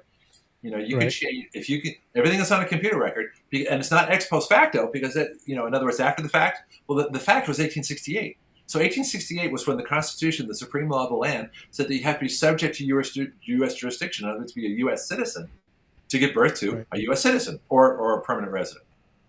Okay? So you can go back in the computer records as far as they want to go and correct everybody's paperwork so that they're either, I wouldn't deport these people, I'd just say you're a permanent resident, which takes away the vote and they can apply to be proper immigrants, proper citizens. But that would take away all the incentive for birth fraud citizenship if you corrected all those birth certificates and passports. So these folks who came in with foreign national parents all the way down the chain were all of a sudden corrected to permanent residents. That would change everything. Yeah, it would. So let me ask you, you know, it's kind of should Congress let's say non-citizens of this country. And I mean legal citizens of this country. I'm not talking about the green card holders or, you know, refugees. They can't vote. Parents. I was a green card holder. I couldn't vote. You know, should they be able to serve in Congress? Should they be able to serve in Congress or vote? No. Permanent residents should not vote and probably shouldn't serve in Congress. Gene, I don't know. What do you think? I don't think so. I mean, reason I say that, I just look at, you know, some of like the squad now. They don't give a crap about the United States. There's another reason. What about permanent residents are still foreign nationals? When I came here as an immigrant, I was still a Canadian citizen, even though I was a permanent U.S. resident. So as a Canadian citizen, I shouldn't be able to vote, obviously. And if I can't vote, then I certainly shouldn't be able to serve in Congress. So permanent residents can be deported if they screw up. You're not a citizen yet. So I agree that only citizens should be able to serve in Congress, not permanent residents, because they're still foreign nationals. Exactly. What about dual citizens? If you're a dual citizen, let's say because there are a lot of Congress members that are dual citizens with this one country, should they be allowed to serve in Congress? But I got a question. Why are they dual citizens with that country? That makes no sense. And there's a lot. So I don't. I mean, because you take an oath to the Constitution of the United States, right? You know, not to a party, but you take an oath to the Constitution of the United States. And if you are a dual citizen, let's say because there are a lot of Congress members that are dual citizens with this one country, should they be allowed to serve in Congress? But I got a question. Why are they dual citizens with that country? That makes no sense. And there's a lot. So I don't. You know, not to a party, but you take an oath to the Constitution of the United States. And if you are a citizen of another country, then that's sort of a dereliction of your oath to the United States, right? No, it's Jerome. It's not even legal. When I took my citizenship oath, part of it is to renounce all loyalty. You have to renounce, right? Right. Now. So there's no, as far as the United States is concerned, there's no such thing as a dual citizen. That's a myth. You can look at the immigration law. Look at the immigration. Look at the oath of citizenship. Okay. Now, did I take that freely? Yes. Am I an American citizen? Yes. Does Canada still think of me as Canadian? Yes. But the United States doesn't. The United States only recognizes my U.S. citizenship because I'm a naturalized American. And so this is where people get confused because they don't look up the facts. You cannot be a dual citizen as far as the United States is concerned. You're either American or you're not. And again, an immigrant. Gene? Well, I was going to say that's not true. They may have it on paper, but like Jerome was saying, look at all the people that have dual citizenship with the one country. Okay. Well, and why do they? I mean, they should have. I can't see why they'd have any ties with that country at all. They can lose their American. If you're a naturalized person and you have citizenship with another country, if you work for another government or you serve in another government's military, U.S. can revoke your U.S. citizenship. So you cannot be a dual citizen. But I would say, where's your allegiance? And also, maybe that's why they're so pro this country. Oh, they're second. Yeah. I mean, if we go a step further too, when you talk about security clearances, because most Congress, I believe, especially if they're sitting on committees, have to have a security clearance, and a lot of those people with the dual citizenship are on these committees. So that is illegal because you have to be a United States citizen. Because I know one of the questions, do you have allegiance with another country? Well, most of those would be yes if you are a dual citizen, but they get away with it, and we allowed them to get away with it. So in my book, I don't think it's legal. I might disagree with you. It's not. I mean, to me, it's not legal. It's but they not. Do it. Well, that doesn't make it legal. Legal aliens. Oh, it doesn't make it legal. Right. I mean, they get away with it. So in my book, I have this chapter about being able to serve in Congress. That you have to be at least a third generational American, and every year it goes up. That's a fourth generation. Why third generation? Where'd you come from? To be able to serve in Congress, because when you go back at least 3 generations, you actually have some skin in the game, and you actually are because your ancestors are probably from this country, at least 3 generations, 4 generations at least. And so that will make sure that you pretty much are that America comes first in your heart and in your mind, and you're not subservient to another country. Let's say like a Ilhan Omar, or people like this, right? She doesn't have allegiance to this country. Her allegiance to Somalia. No, she doesn't have allegiance. I mean, and she never should have been able to run for Congress because she's not a natural-born citizen. I think that needs to be a constitutional amendment. You have to be a third generational naturalized citizen, natural-born, not naturalized, but natural-born citizen, to serve in any position in any government, in any government position, whether it's federal, state, judicial, whatever. You should have to be a natural-born third generational citizen. What do you think about that? I'm going to write that legislation. Let's do it. Okay, I'll post it. I don't know if I agree necessarily, because there's a certain difference between my view growing up in 3 different countries. I would never want to be president, and I couldn't anyway. But the point is that by third generation, you might be so America first that you don't recognize that other countries have a point of view. And maybe that's one of our problems, that it's easy to go invade other countries if you've been America first. Well, not America, that's a bad example. But in other words, if you've grown up with America right is always right, might is right, whatever we do is right because we're Americans. And if you mix that view with people that are, say, first generation Americans. I'm fine with not having naturalized citizens be in office. That's fine.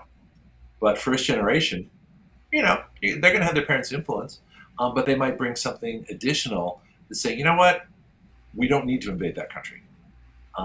There's a lot of people, and Obama only made one comment that I ever agree with.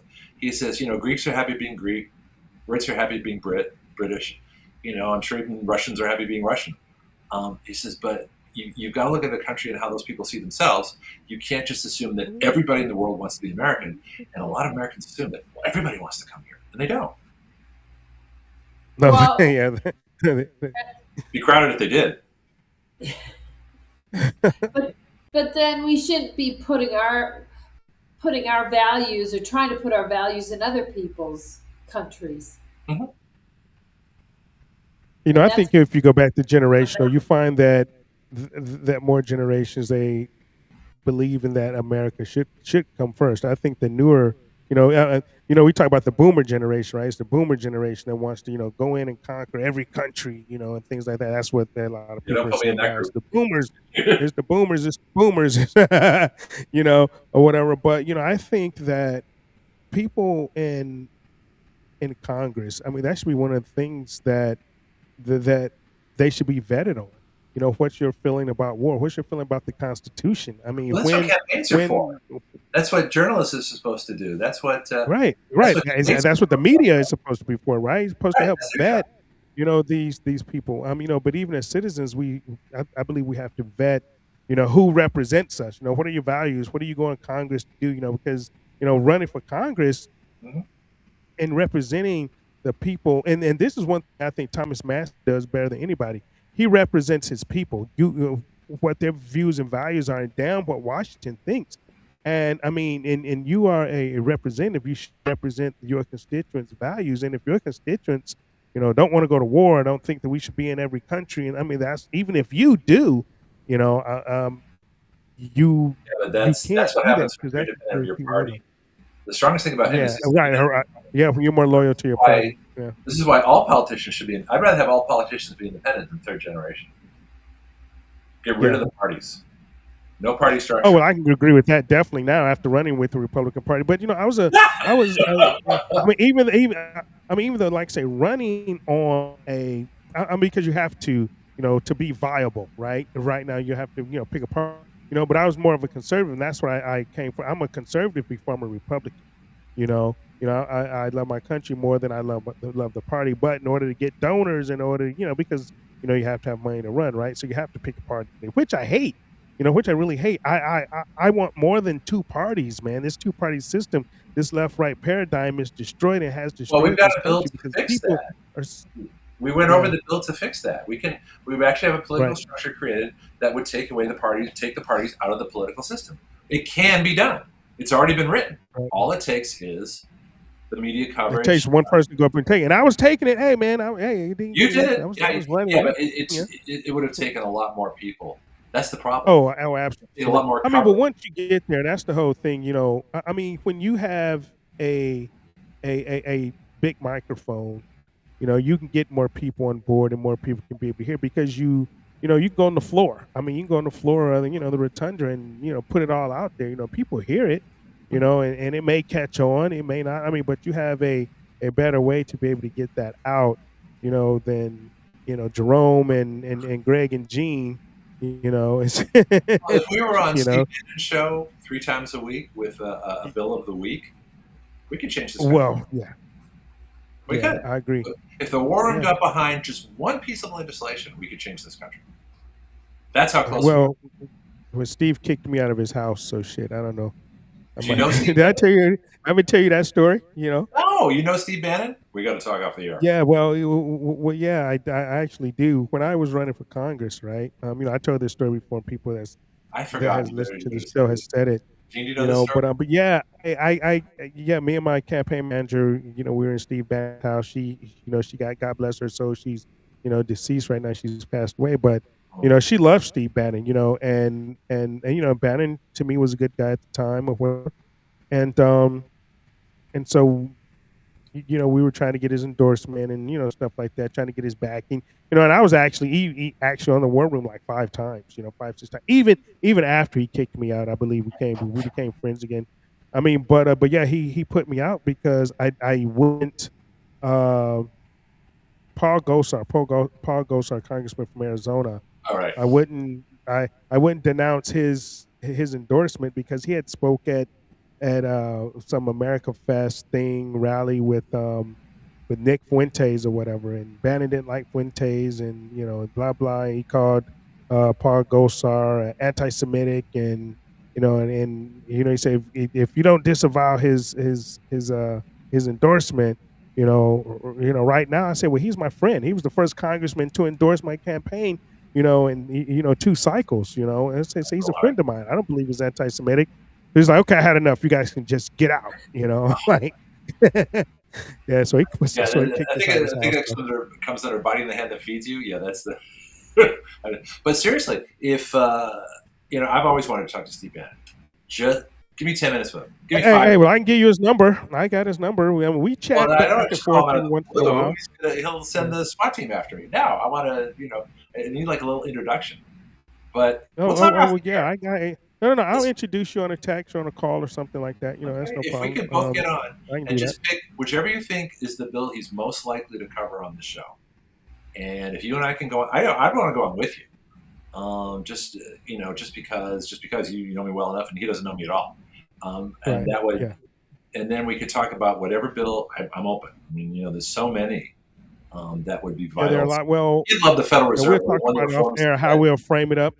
How we'll frame it up to him because, like you say, yeah, he has some guests some guests on there like weekly, and they get on my nerves anyway. So they don't do what maybe what I would do. One. And then we can get our books sold too. That'd be even funnier. That'd be even better. Hey, I'll work with you. Are you kidding, Gene? What do you think? Wouldn't this be interesting? Yeah, it'd be interesting. Yeah, see what happens. Yeah, it would. I would just like to see how he would respond to even like the bills and the suggestions that you have with the bills. Yeah. Well, I'll make an introduction. I think not a lot. I'll see what I can do. I think a good number of people are a lot of fluff. They talk about what they want or what should be, but when push comes to shove, I think a lot of people just like just how it's going. They just like same old. They're not interested in fixing things. They're not interested in making America better. They're not interested in draining the swamp. They just want to be. Well, they don't see how. We could show them how. That's the crazy part. We could actually inspire people, and it's not that we're telling them what to do. We said, here are the bills. See what you think. If you like this, the citizenry can come together, and Bannon, the war room could pass these bills by themselves. There's enough people in the war room that they could make the news. They could make the other news shows. They'd all start talking about it. It would go to the pollsters. It would go to the politicians. They'd be asked on the campaigns. You'd get One American News and Newsmax interviewing people in Congress saying, what do you think about this reform of the Federal Reserve that deflates the dollar back to 1913? Everybody could buy a house. But that's one of our bills. Gee, yeah. But like you were talking before about the bills what they're trying to pass shouldn't be 1,000 pages. It should just be one bill at a time. It's like they just need to do their job in Washington. They're not doing nothing except squabbling and then look how many that waste a lot of money. And we've done their job. We've basically done their job. Well, but then look at all they squawk about Trump all the time, but it's like look at them that they have the hush hush fund for all the sexual assault money or people they pay out for. I'm like, no, you take that out of your own pocket. You don't take it out of the taxpayers' money. And if they were charged with assault or they have to give someone hush money, then they shouldn't. I'm sorry, but they shouldn't be there. I mean, like I said on the show, I think that and I'm all about the Epstein files, and I want people to go to jail. But this hush fund in Congress right now I believe is more important because these are people that's serving in Congress now that have and has used this fund, and I think those names need to be, put out, and those people need to be expelled from Congress immediately. But what happened? They voted against releasing that. Was it last month, whatever? They voted against releasing their names on that. And that's ridiculous. We have a right to know. We have a right to know about what people are doing. Mm-hmm. And yes, some people, unfortunately, in this day and age, and even years ago, people lie about things. But if you're paying hush money, if it wasn't true, why don't you stick up for yourself? It's like, so I'm like, that we need to know who, what we paid. That's insane. Well, if the Why are we bills had paying enough, for their bad behavior? if some of these bills, and we could write a bill forcing that disclosure. If those bills had enough popular support, they'd have to vote for them, or they wouldn't get reelected. Well, yeah, and that's if it gets to the people, That's they black that's out the secret. so That much is, stuff. right on the nose. Has That to is be exactly the people. secret. Getting these to the people and inspiring enough people to get it to the news, from the news to the pollsters to the candidates to elections. That's how. That's how Here's what I found too. What's that? Here's what a lot of people, they believe that their congressperson or senator is doing a great job. Because they keep Well, the voting, party's and they're over. not. Great job. Yeah, the party's over. Yeah, I mean, because Mhm. a lot of people don't really look back and look into, the voting record of their Congress. They probably couldn't even tell you what their congressman or senator voted on last. Local You know? media, if local media did good voting record publications, that wouldn't be an issue. District media. If you got a big city in your district, or if you got a couple of big cities, it's there. I don't even know if that would make a difference. And why I say that? Look at the mess in Minnesota.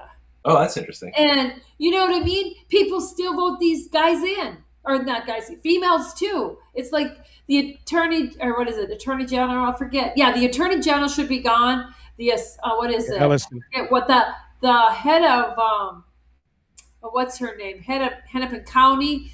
I forget who she is, but oh my gosh, she needs to be gone too. I mean, she lets the lawlessness, the people that are not following the law, just do whatever they want. If it's about protesting, if it's about illegal stuff, fine. But if it's anybody else, oh no, forget it. And Waltz, he should be in jail. I mean, you can't tell me Omar should be deported. Gene knows Minnesota. Gene lived there a while. I grew up there, and it just. Oh, did you? Okay. Yes, Gene knows. As Gene knows. Minneapolis used to be an awesome city, and now it's like no. I've been to Minneapolis. My cousin used to live in Minnesota. When I went back to when this Great Mall of America was just built, right? What isn't that the name of it? Mall of America. Is it still there? Mall of America. Yeah.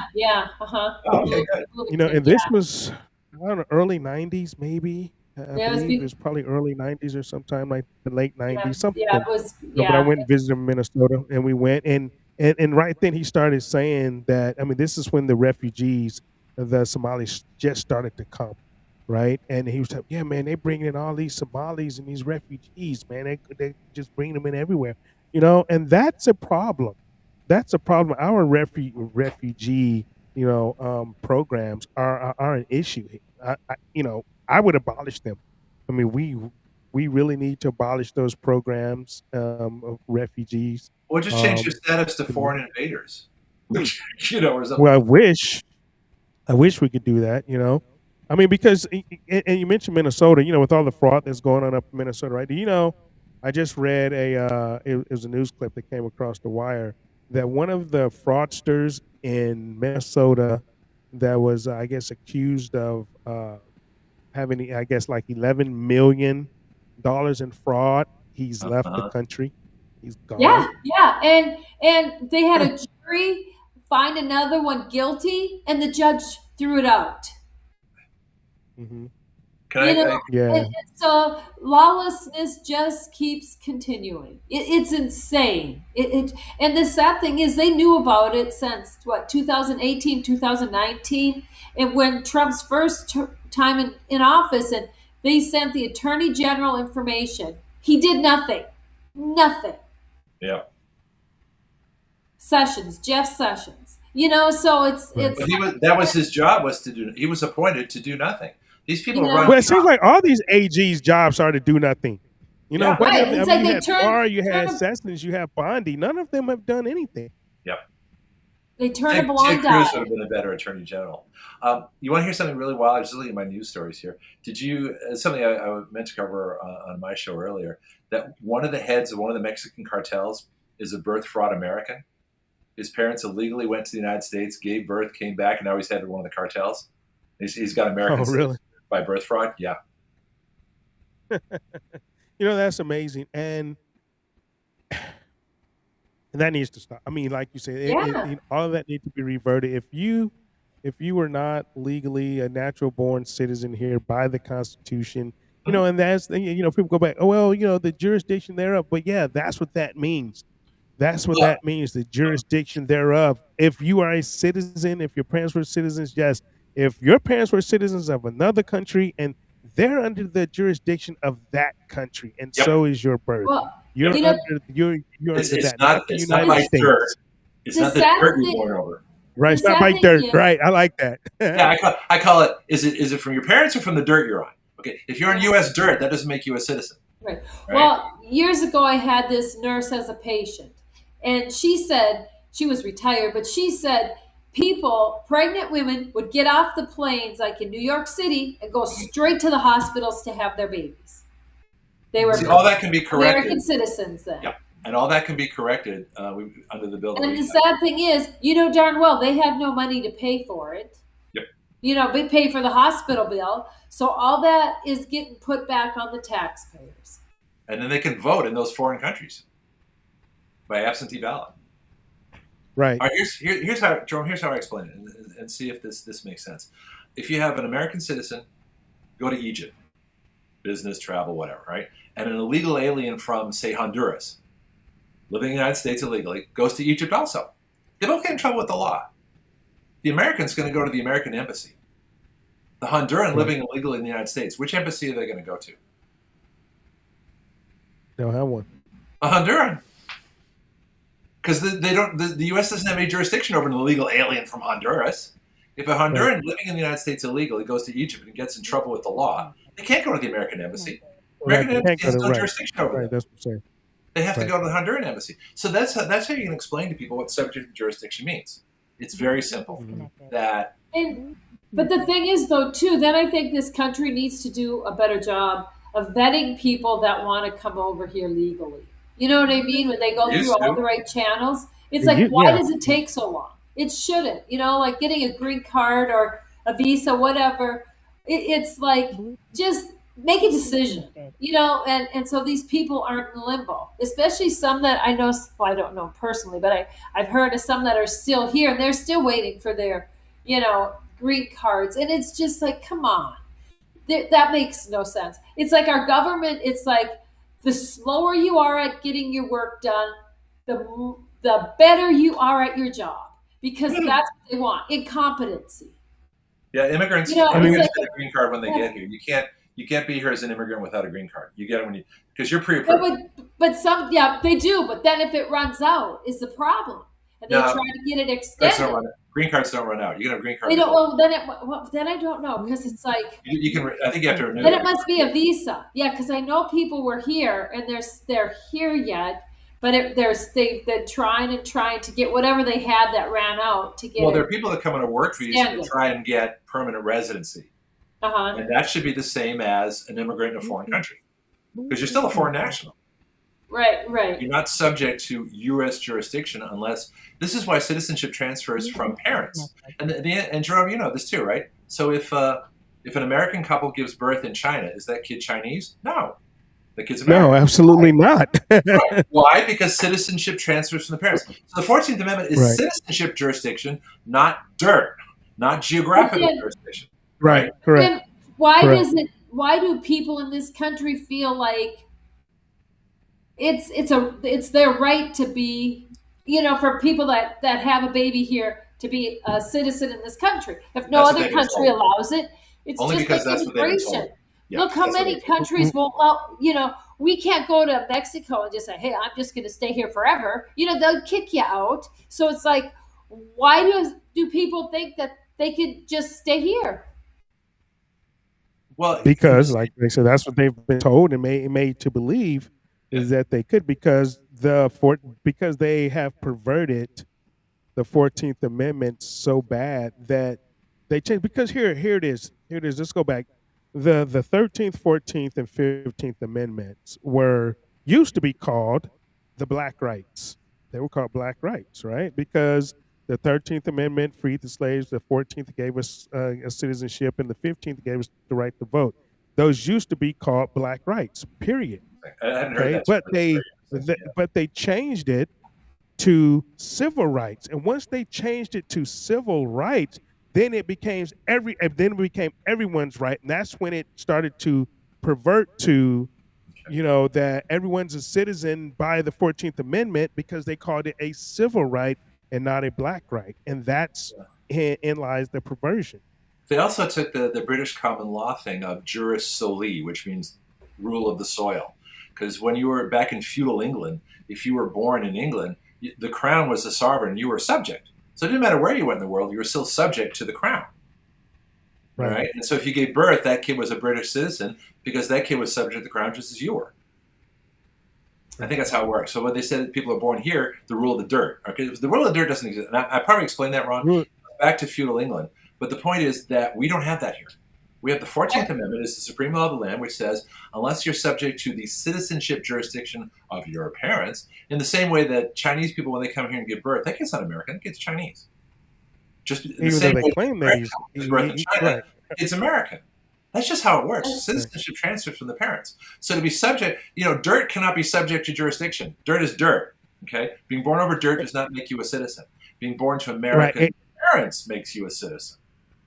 Right, and here's where that subject to jurisdiction thereof comes into full effect too. When you are a military member and you're stationed overseas, right, and you're on a military base, or you're at a military U.S. jurisdiction, military hospital, and you're born over in, let's say, Japan or whatever, you are a U.S. citizen because you're born on a U.S. jurisdiction base. So you're subject to the natural-born citizen, even if you're born in a foreign country. You are a natural-born citizen because because the base is under the jurisdiction of the United States. Does that apply to embassies? If you're born in a U.S. embassy, does that also make you a U.S. citizen? A natural citizen? Yes, it also applies. Yeah. Interesting. I didn't know that. That's fascinating. Yeah, but it's from. Have you ever? And you're not a dual citizen. And you're not a dual citizen just because you were born in the country of Japan. They don't recognize you as a Japanese citizen. You are an American citizen only, but you're just in Japan, but you're on a jurisdiction base under the United States. This whole jurisdiction. It's just a wrong assumption. That's the biggest. It's just a completely wrong assumption. It's the wrong assumption because here it is. It's the wrong assumption because the politicians have made it the wrong assumption because, and for the civics lessons that go back to how Congress members are chosen, they're chosen by the population of their states and of their districts, right? And so the more people, and this is why Democrats and a lot of people, they want to count the illegals as part of the census because that's impossible. They would get more representatives in Congress, probably in blue states, because that's where most of the illegals are. Well, we can't do that. And this is where I totally agree with President Trump. No, we need to redo the census. And if you're not a citizen, no, you cannot be counted on the census. This goes all the way back to the three-fifths compromise that most people don't even understand. They say, oh, well, they made black people 3/5 of a human. No, dumbass. And I say that, no, it wasn't about that. What it was is that the Southern slaveholders wanted to count all of their slaves because the slaves actually outnumbered the people, and they wanted to count the slaves as a whole person. Then they would have controlled the Congress. The Southern Democrats, the slaveholders, would have controlled the Congress because they would have had the greater numbers of representatives when the in slaves Congress because they would have counted slaves. So the compromise was, no, they could only count them as 3/5, and that way that the Republicans actually kept control of the Congress that way and actually abolished slavery that way by the 3/5 compromise. And that's the lesson, the civics lesson on that for the people that think, oh no, they were calling black people 3/5 of a human. No, they weren't. They actually got your ass out of slavery, into slavery with the 3/5 compromise. And that goes back to the 14th Amendment as well. That's fascinating. I want to change the topic for a minute. Because I got one more on this real quick. If you or do that. So, Jarome, have you ever had a chance to read the original debate on the 14th Amendment? The Senator Howard Jacob that wrote it said very clearly that subject to the jurisdiction does not include foreigners and aliens. It's literally Right. that simple. Correct. So if you quote the original, Right. the author of the 14th Amendment, he knows what he said. Right. That's what I want It's to say. clear. It's No. clear. Yeah. Now, I was going to change the subject because obviously I am white, but how come black You are? people can't get IDs to vote? I mean, I have to show an ID when I go to the mailbox or to go to the mail to get a package. I mean, how incompetent or do these Congress people think people are? That they don't have it's some preposterous. type of ID or can't get some type of ID. And I'll say this to every person listening and every person: if you show me a let's say black person, because they say, oh, it's whatever they try, it's against the violation their rights to vote or whatever they call it, shit. But if you show me a black person without an ID, I'll show you a black person that doesn't exist. That's a good line. Do you remember the Ari, whatever his name is, video where he went to Berkeley and he interviews all these white people, and they're all liberals saying, well, black people have trouble getting ID, and black people have this. It's total racism, right? Okay, Total racism, blatant racism. It's total. Oh, it's total racism, right? So then he goes to Harlem. Right? And he interviews people just walking down the street. He's like, well, you're a black person. Do you know where the DMV is? Yeah, it's right around the corner down here. He says, well, do you have an ID? Of course I have an ID. And then he goes to a woman, which is fascinating. He says to her, he's a white guy too. He says, well, do you know how to use the internet? She says, yeah, I'm a webmaster. And this is right in Harlem, right? So it was. Well, yeah, because Hochul had came out and said, well, black people have problems using the computer. Like, what? I mean, it's so laughable. New York, man. It is hilarious. Only liberals would be stupid enough to believe this racism, because liberals are the only ones who are this racist. Right. Yeah, exactly. I mean, and it's insulting. Mm-hmm. And most black people tell you that too. It's totally insulting that. Yeah, and like I said, if you find any black person without an ID, let me know. Mm-hmm. Please let me know, because I know we need IDs for everything. You need ID in this country for everything. If you have health insurance, you need an ID, right? And everybody's supposed to have health insurance. Most Don't people you get a drive. Social Security card when you're born? I mean, if you're a student, you have student ID. You have Social Security card. Everyone has to have a Social Security card. That's a form of ID. Is it a picture ID? No. Okay. But you can have a Social Security card with a student. I mean, there's ways to do this. Yeah, everybody is not going to have a passport. They say, well, everybody can't get a passport. Well, no shit. Passports cost like $165. Everybody's not going to have a passport, and everyone's not going to travel anyway. I suggest everyone get a passport, but every black American that's legal in this country, that's a citizen of this country, has an ID. I can pretty much guarantee that. And if you show me one without, then okay, fine. Yeah, birth certificate, Social Security, right? Man. Yeah, I'm like, come on, man. I'm like, give me a break on that shit. I mean, but that's the racism within the Democrat Party and the black congressmen and politicians. They use that as fucking just race baiting, and using that for their elections and they get elected. But I'm like, dude, stop, man. I'm like, every black politician that uses that as against voter ID, against voter ID should be, voted out of Congress. But like, dude, you're racist. How are you going to insult black people like that? I'm like, come on. So, Jerome, do you know any black Democrats who are actually saying that their fellow black Americans can't get IDs? Are there any black Democrats saying that? Well, they're up in Congress all the time because they're fighting for against the voter ID law. If you're voting, you don't have to say it. But if you're voting against the ID law and you're a black politician, that's what you're saying. That's exactly what you're saying, because that's the whole fight against voter ID, is that black people can't get voter ID, and you're negating their ability to vote, forcing them to get ID. I'm like, what? So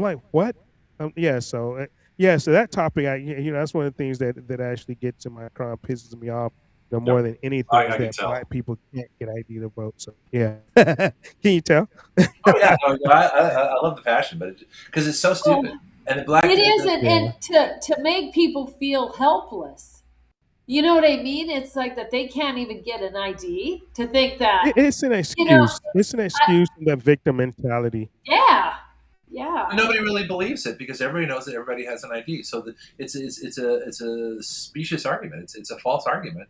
I mean, but you know what? No, some people do believe that. White liberals believe shit. Oh yeah. Yeah.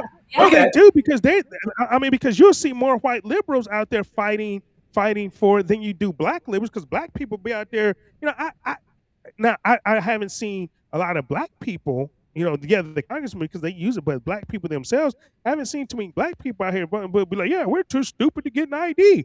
But you will see the white liberals out there, you know, fighting against. Oh well, black people, you know, you're hurting their ability to vote because they can't get ID. It'd be like, what? Yeah, it's the craziest shit in the world, man. Well, see, and this is the argument: if they can't get ID, then you can't check it at the polls because they can't get ID. That's the connection, I guess. Right. Yeah, Okay. right. Exactly. And you know, you can't ask for ID, and that's the whole thing. See, but that helps the illegals to vote because you don't have to check ID. They can't get ID because they're illegal. Right, exactly. Well, you know, and that's the whole premise that the Democrat parties and the white liberals are using to get illegals to vote. Because if you can't ask them for ID, then they can't ask you if you're illegal, so you can go and vote. And a driver's license does not check citizenship. It does in Florida, but I don't think it does in most states. But the thing is, too, there's no. I mean, if a city, a town, a whatever, county, whatever voting area, if they have more votes than they have people registered to vote, those votes should all be thrown away because there's something corrupt going on. Well, yeah, absolutely that, and we've seen that. I mean, we don't have free and fair elections in this country anymore. Our elections are corrupt, and you know, and the people that's fighting, you know, for the corruption, you know, I would just say just leave. You know, just leave because you're not an American.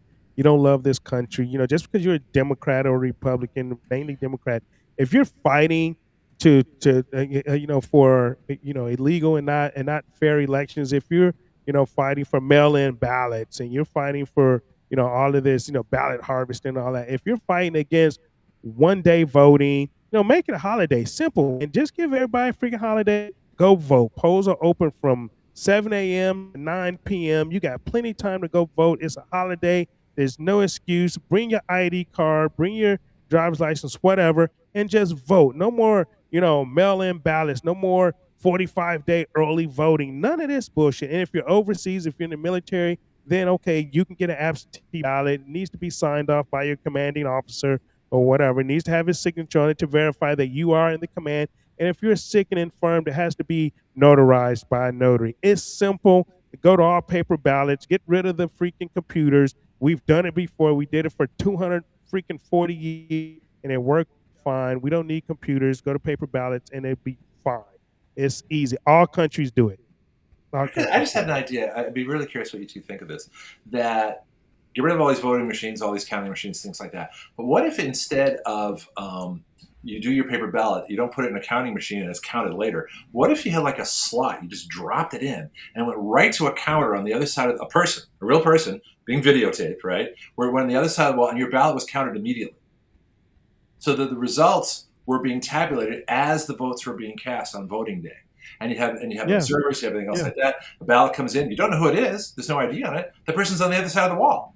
They're not going to go, hi, it's me, Greg. You know, it's got to be soundproof. But in other words, if they actually just sent the ballot in a chute and it went down whatever to a place where it was counted immediately and those votes were tabulated and then locked away, you know the results immediately. There'd be no time for fraud. There'd be no time to count. There'd be no time to bring in, you know, extra ballots 2 weeks after the polls closed or any of that. They'd be counted immediately. What do you think of that? I would definitely agree with something like that. Exactly. I just thought of it. You know, you can have two people sitting on the other side of the wall. You can, you know, to verify, you know, to make sure, you know, that okay, both of them sign off on it. Whatever you want to do. I mean, but it's so simple to fix the elections. You know, in this. That's right. You know, it's so simple. You know, to fix the elections in this country. They shouldn't stop counting the ballots. You know what I mean? We should know by the end of the night if the polling place closes at 8. Then they just keep counting the ballots until they're counted. You shouldn't have to wait 5 days after the election for mail-in ballots to still get there. Right. If they were Yeah. counting during Yeah, I mean, election day, there'd be no delay. There'd only be delay from when the polls Yeah. closed and the last person voted. Right. Maybe what, half an hour. That's right. Election day voting only, and the last numbers will come in from the West Coast or wherever because they're 3 hours behind the East Coast. I mean, that's the way it should. It should be a wave right across the United States, starting from the East Coast to the West Coast, and the West Coast numbers are coming in last, but they'll get there, probably the same night because it doesn't take 4 hours to count votes because there's not many. In some districts, yeah, but you have enough people there to count the votes. And like you say, you have the slot that's counting the vote. I mean, it's not hard. It's not hard. They want to make it more difficult than it is, but it's not hard because they need that as a voting as campaign material, right? They need that for campaign material. They need that for something to run on, right? Elections and abortion, just all this stupid stuff, man. That makes the election system. Parties. If we can get rid of the parties, and that would be a huge. I would love that. Yeah. I knew someone. Yeah. I knew someone in the 90s that worked for the elections in Long Island. And I tell you, she used to tell us what she had to do or what they did, when they got the ballots and stuff. I don't know why we went away from that. It's like, that is just insane. But I guess they did because then they can have corruption. Well, that's exactly the whole idea. If the polls close, they count the last vote immediately. And you got some comments that some people say someone else has come up with this before me, which is good. I mean, I don't think this is that big an idea. But if you disqualified any vote that would, unless the results were tabulated in within an hour of the polls closing, that district gets disqualified. Absolutely, absolutely, it's easy. Incentive.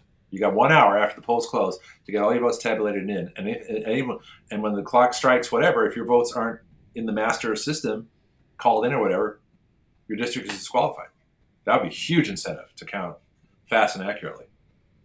Yeah, absolutely. So, all right, well, we up at the end of the show. Give me your last words and let everybody know again your website, Greg and Gene, wherever people can find you at, and your radio show.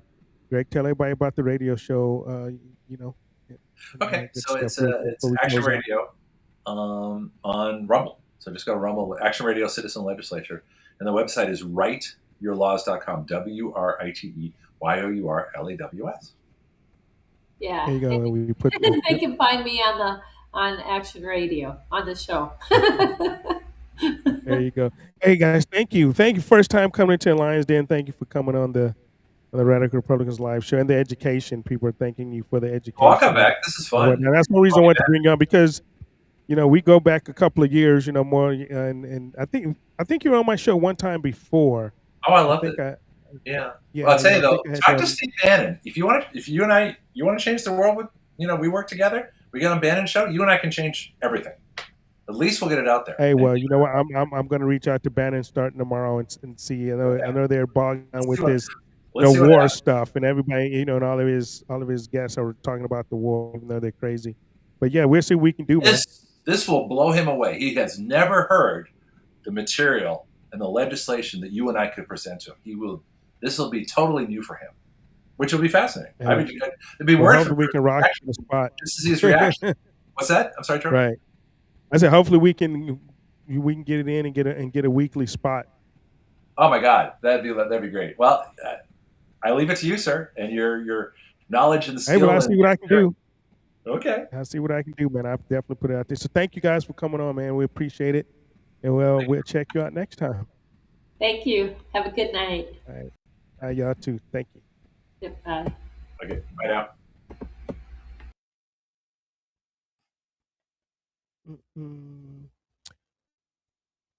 All right, there we go. In the Radical Republicans live show. Sorry, I went a little long tonight. But Madison, we'll go back to this. Madison was definitely not naive. He knew that power seeks power, and that's why he built the system, knowing that it does that. Okay, what he could not fully account for, again, was a Congress that chose to be irrelevant, that chose silence over accountability, and a Congress that cashed the check of the executive's popularity and called it governance, because definitely not. So The Republic does not refound itself. We do that. We do that in the voting booth, in the town hall, in district offices. So in the letter to the editor, that's where we do it at the school board. We do it there and on shows like this one, because where we are willing to ask the question out loud, not because it's comfortable, because the Constitution demands it. So we hold these truths.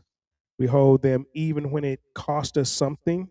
That is the refounding, and that's what this show, the end of this show every week, is definitely about. So we're gonna definitely say prayers to all of those men and women out there that have lost their lives and the ones that's still in harm's way. And I'll see you guys next week. Thank you for tuning in to the Radical Republicans live show once again. I'm the host. Jackie says she likes the long shows. Hey, well, we try to keep it to 2 hours, but I like the long shows too. And to be honest, because we get more. I mean, as the show gets going,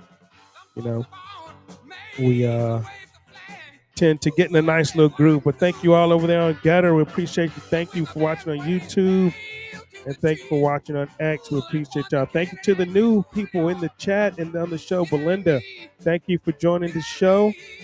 We appreciate that. Over there in Getterland. And also, we had another one here on, I think from YouTube. Dan Johnson, thank you for tuning into the show. Hope you guys will be back next week. We're on the same time, same place. Sunday night, 8 p.m. Eastern Standard Time, the Radical Republicans live show. And we love y'all, and we are out.